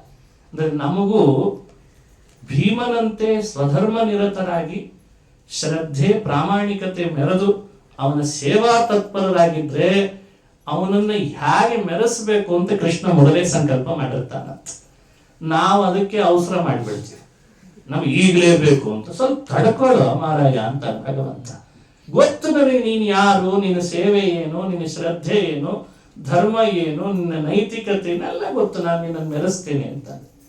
ಹೀಗೆ ಭೀಮನಿಗೋಸ್ಕರ ಮೀಸಲಾದ ಜರಾಸಂಧನನ್ನ ಸೋಲಿಸಿ ಕಳಿಸಿದ್ರ ಉದ್ದೇಶ ಭಕ್ತನಿಗೆ ಬರಬೇಕಾದ ಕೀರ್ತಿ ಭಕ್ತನಿಗೆ ಸಿಗಲಿ ಅನ್ನೋದು ಕೃಷ್ಣನಲ್ಲಿ ಇತ್ತು. ಇದನ್ನು ಭಗವತ್ಪಾದರು ನಿರ್ಣಯಿಸಿ ಕೊಡ್ತಾರೆ. ಹೀಗೆ ಜರಾಸಂಧನನ್ನ ಪಲಾಯನ ಮಾಡಿದ್ರೆ ಕತೆ ಬಂದಾಗೆಲ್ಲ ಇದನ್ನು ನೆನಪಿಸ್ಕೊಳ್ಬೇಕು. ಸಶಕ್ತ ಕೃಷ್ಣನ ಮಹಾನುಭಾವನ ಚರಿತ್ರೆ ಮುಂದುವರೆದ ಭಾಗ. ಶ್ರೀಕೃಷ್ಣ ಹೀಗೆ ನಡೆಸಿ ಜರಾಸಂಧನ ಜೊತೆಗೆ ಯುದ್ಧ ಮಾಡಿದಾಗ ಸೋಲಿಸಿದ್ದಲ್ಲದೆ ಪಾಂಡವರ ಜೊತೆಯಲ್ಲೂ ಕೃಷ್ಣ ಸಖ್ಯ ಬೆಳೆಸಿದ್ದ. ಅಲ್ಲಿ ನಡೀತಿದ್ದ ಘಟನೆಗಳನ್ನ ಆಲಿಸ್ತಿದ್ದ. ಇಲ್ಲಿದನೆ ಅಲ್ಲಿ ಕೊಟ್ಟು ಕಳಿಸಿದ್ನಂತೆ ಅಕ್ರೂರನನ್ನ, ಉದ್ಧವನನ್ನ ಗೋಕುಲ ಕೊಟ್ಟು ಕಳಿಸಿದ್ದ ಅನ್ನೋ ಚರಿತ್ರೆಗಳು ಮುಂದುವರಿತಾರೆ.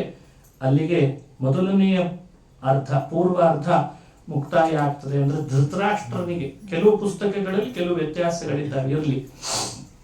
ಪೂರ್ವಾರ್ಧ ಎಲ್ಲಿ ನಿಲ್ಲಿಸಬೇಕು ಅಂತ ಅನ್ನೋದರಲ್ಲಿ ಸ್ವಲ್ಪ ಅನುಸಂಧಾನ ವ್ಯತ್ಯಾಸ ಇರಲಿ, ಪರವಾಗಿಲ್ಲ. ಆದ್ರೂ ಧೃತರಾಷ್ಟ್ರನಿಗೆ ಎಷ್ಟು ಬುದ್ಧಿವಾದ ಹೇಳಿದ್ರು ಕೂಡ ಮಕ್ಕಳ ಮೇಲಿರೋ ಮೋಹದಿಂದ ಪಾಂಡವರನ್ನ ತಾತ್ಸಾರ ಮಾಡ್ತಿದ್ದಂತೆ. ಅವನಿಗೂ ಬುದ್ಧಿವಾದ ಹೇಳಿ ಕಳಿಸಿದ ಅನ್ನೋ ಚರಿತ್ರೆ ಭಾಗವತದಲ್ಲಿ ಬರ್ತದೆ. ಪೂರ್ವಾರ್ಧದ ತನಕ ಮಾತ್ರ ಪ್ರವಚನಕ್ಕೆ ವಿಷಯ ಕೊಟ್ಟಿದ್ದಾರೆ ಮೊಕಾಶಿಯವರು. ಬಹಳ ಸಂತೋಷ ಪಡಬೇಕು, ಯಾಕಂದ್ರೆ ಎಲ್ಲ ನಾನೇ ಹೇಳಿದ್ರೆ ಬೇರೆ ವಿದ್ವಾಂಸರ ಬೈಗಳಿಗೆ ತುತ್ತಾಗಬಾರದು ಅನ್ನೋ ಕಾರಣದಿಂದ ಎಲ್ಲ ವಿದ್ವಾಂಸರು ಇದೇ ವೃತ್ತಿಯನ್ನು ಅವಲಂಬಿಸಿರ್ತಾರಾದ ಕಾರಣ ಅನೇಕರಿಂದ ಪ್ರವಚನ ನಡೀಲಿ, ಆ ಪ್ರವಚನದ ವೃತ್ತಿಗೆ ಒಂದು ಹೆಚ್ಚೆಚ್ಚು ಮಹತ್ವ ಈಗಾಗಲೇ ಕೊಡ್ತಿದ್ದೀರಿ, ಮತ್ತಷ್ಟು ಕೊಡೋ ಹಾಗಾಗಲಿ. ಅದರಿಂದ ವಿದ್ವಾಂಸರಿಗೂ ಸಮಾಜಕ್ಕೂ ಜ್ಞಾನದ ಹಂಚುವಿಕೆ ಆಗ್ತದೆ ಅನ್ನೋದರಲ್ಲಿ ಸಂಶಯ ಇಲ್ಲ. ಆ ಕಾರಣದಿಂದ ಬೇರೆ ಬೇರೆ ಸ್ಕಂದಗಳನ್ನ ಬೇರೆ ಬೇರೆ ವಿದ್ವಾಂಸರಿಂದ ಅಂತ ನೇಮಕ ಮಾಡಿದ್ದಾರೆ. ಈ ಕಾರಣಕ್ಕೆ ಇವರನ್ನ ಶ್ಲಾಘನೆ ಮಾಡ್ಬೇಕು. ಇವಾಗ ನಿಮ್ಮನ್ನೆಲ್ಲ ಶ್ಲಾಘಿಸುವ ಉದ್ದೇಶ ಏನು, ಎಲ್ಲರಿಗೂ ಒಂದು ಒಳ್ಳೆಯ ರೀತಿಯಿಂದ ಜ್ಞಾನ ಪ್ರಸಾರದ ಕಾರ್ಯ ಆಗಲಿ ಅಂತ. ಹಾಗೆ ಈ ಒಂದು ಮಾಸ ಜ್ಯೇಷ್ಠ ಮಾಸ, ನಿಜ ಜ್ಯೇಷ್ಠ, ಬಹಳಷ್ಟು ತಿಂಗಳ ಹಿಂದೆನೇ ಹೇಳಿದ್ರು ನೀವು ಪ್ರವಚನ ಮಾಡಬೇಕು ಮನೆಯಲ್ಲಿ ಅಂತ. ಅದು ಬಹುಶಃ ಹಿಂದೆ ಯಾವುದೋ ಬೇರೆ ಸ್ಕಂದಕ್ಕೆ ಬರ್ತಿತ್ತು ಅನಿಸ್ತದೆ. ಅದನ್ನ ತಡೆದು ದೇವರು ಕೊನೆಗೆ ಪೂರ್ವಾರ್ಧ ದಶಮ ಸ್ಕಂದಕ್ಕೆ ಅಂತ ಯೋಜಿಸಿದ್ದಾನೆ. ಈ ಕಾರ್ಯಕ್ರಮದಲ್ಲಿ ಏನೆಲ್ಲ ನಡೆದಿದೆ ನಿರ್ವಿಘ್ನವಾಗಿ ಅದು ಭಗವಂತನೇ ತನ್ನ ಕೈ ಕೆಳಗಿರುವ ಮುಖ್ಯ ಪ್ರಾಣನಿಂದ ದೇವತೆಗಳಿಂದ ಪ್ರೇರೇಪಿಸಿ ಮಾಡಿಸಿದ್ದಾನೆ ತತ್ವಾಭಿಮಾನಿಗಳ ಮೂಲಕ ಅಂತ ಭಾವಿಸ್ತೇನೆ.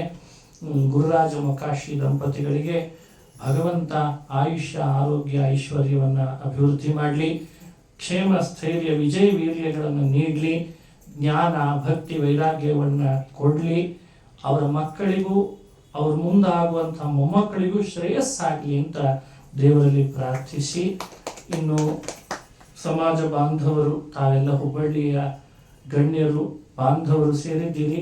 ಬಹಳ ಸಂತೋಷದ ಸಂಗತಿ. ಯಾಕಂದ್ರೆ ಸುಮಾರು ತಿಂಗಳುಗಳು, ವರ್ಷಗಳೇ ಕಳಿತು ನಾನು ಪ್ರವಚನ ಹುಬ್ಬಳ್ಳಿಯಲ್ಲಿ ಕಡಿಮೆ ಮಾಡಿದ್ದೆ. ನನಗೊಂದು ಭರವಸೆ ಏನು ಅಂದ್ರೆ, ನೀ ಎಷ್ಟು ಸಲ ಹೋದ್ರು ನಾವು ಮರೆಯಲ್ಲ ಅಂತ ಹುಬ್ಬಳ್ಳಿಯವರು ಪುನಃ ನನ್ನನ್ನ ಪ್ರವಚನಕ್ಕೆ ಬರಮಾಡಿಕೊಂಡಿದ್ದಾರೆ ಅನ್ನೋದರಲ್ಲಿ ಹೆಚ್ಚು ನಿಮ್ಮನ್ನ ಅಭಿನಂದಿಸಿ, ಇನ್ನು ಇಂಥ ಕಾರ್ಯಕ್ರಮ ಮತ್ತಷ್ಟು ಮಗದಷ್ಟು ನಡೆಯುವಂತಾಗಲಿ ಅಂತ ಆಶಿಸಿ, ನನ್ನ ತಂದೆ ತಾಯಂದ್ರು ಜನ್ಮ ಕೊಟ್ಟವರು, ಅವರನ್ನು ಕೂಡ ಭಕ್ತಿಪೂರ್ವಕವಾಗಿ ತಂದೆ ಬಂದಿದ್ದಾರಾದ್ರಿಂದ ಅವರನ್ನು ನಮಸ್ಕರಿಸಿ, ಹುಬ್ಬಳ್ಳಿಯ ಮೊಟ್ಟ ಮೊದಲನೆಯ ಮಠ ತೊರವಿಗಲ್ಲಿಯ ರಾಯರ ಮಠ ತಮಗೆ ಪರಿಚಿತನೇ. ಅಲ್ಲಿಯ ಮಠದಲ್ಲಿ ರಾಯರ ಸನ್ನಿಧಾನ ವಿಶೇಷ.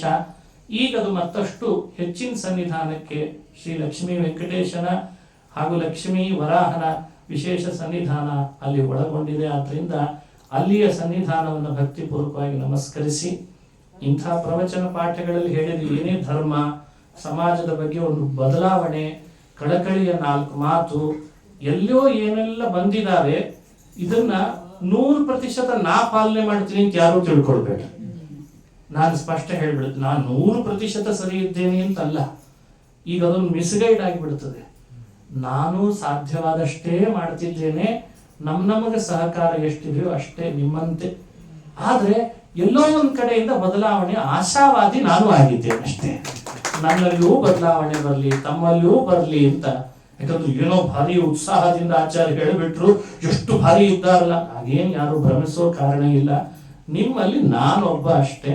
ಈ ಬದಲಾವಣೆಯಲ್ಲಿ ನಾವು ಕೈ ಜೋಡಿಸೋಣ ಅಂತ ಹೊರಟಿದ್ದು. ಹೇಳಿ ಕೂಡಿಸಿದ್ದಕ್ಕೆ ಒಂದು 4 ಮಾತು ಅನಿವಾರ್ಯವಾಗಿ ಹೇಳಿರ್ತೇನೆ.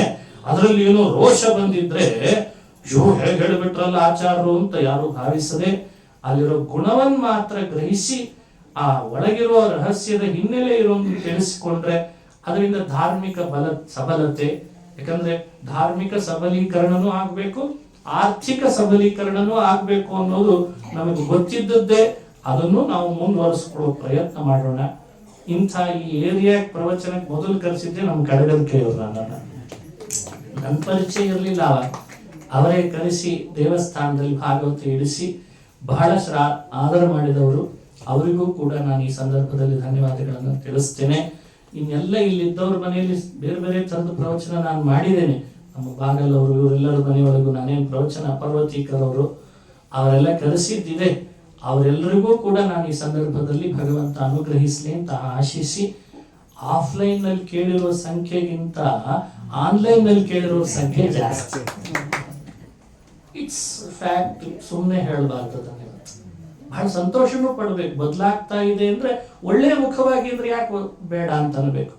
ಹಾಗಾಗಿ ನನ್ನ ಚಾನೆಲ್ನಲ್ಲಿಯೂ ಮತ್ತು ನಮ್ಮ ದಾಸರ ಗುಂಪಿನ ಚಾನೆಲ್ನಲ್ಲೂ ನೋಡುವ ಯಾರೆಲ್ಲ ಪ್ರೇಕ್ಷಕರು ಶ್ರೋತೃಗಳಿದ್ದಾರೆ ಅವರೆಲ್ಲ ಕುಟುಂಬಕ್ಕೂ ಆಫ್ಲೈನ್ ನಲ್ಲಿರುವ ನಮ್ಮ ಈ ಹುಬ್ಬಳ್ಳಿ ಬಾಂಧವರ ಕುಟುಂಬಕ್ಕೂ ಭಗವಂತ ಹೆಚ್ಚಿನ ಅನುಗ್ರಹವನ್ನು ಮಾಡಲಿ ಅಂತ ಈ ಸಂದರ್ಭದಲ್ಲಿ ನಾನು ಪ್ರಾರ್ಥಿಸ್ತೇನೆ. ನೋಡಿ, ಇಲ್ಲಿ ಬಂದವರು ಕೇವಲ ಒಂದು 50-60 ಸಂಖ್ಯೆಯಲ್ಲಿದ್ರೆ ಆನ್ಲೈನ್ ನಲ್ಲಿ 100 ಸಂಖ್ಯೆಯಲ್ಲಿ ನೋಡ್ತಾರೆ ಇದನ್ನ. ನಾವು ಅದನ್ನ ಶ್ಲಾಘಿಸಬೇಕಾಗ್ತದೆ.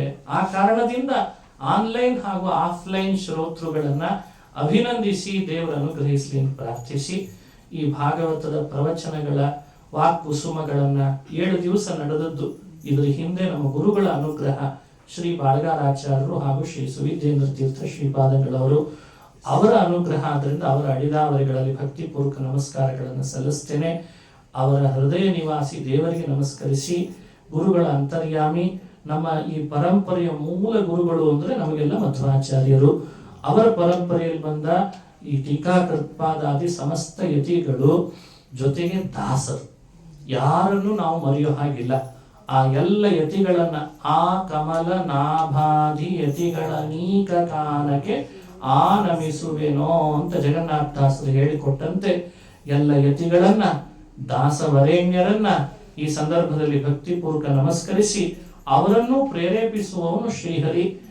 ನಿಮ್ಮೆಲ್ಲರ ದೇಹದೊಳಗಿದ್ದು ತತ್ವಾಭಿಮಾನಿಗಳನ್ನು ಪ್ರೇರೇಪಿಸಿ, ಆ ದೇವತೆಗಳನ್ನು ಪ್ರೇರೇಪಿಸುವುದರಲ್ಲಿ ಮುಖ್ಯ ಪಾತ್ರ, ಮುಖ್ಯ ಪ್ರಾಣ ಅವರೇ ಹನುಮ, ಭೀಮ, ಮಧ್ವರಾಗಿ ಜನಿಸಿ ಬಂದಿದ್ದಾರೆ. ಅಹೋಭಾಗ್ಯ.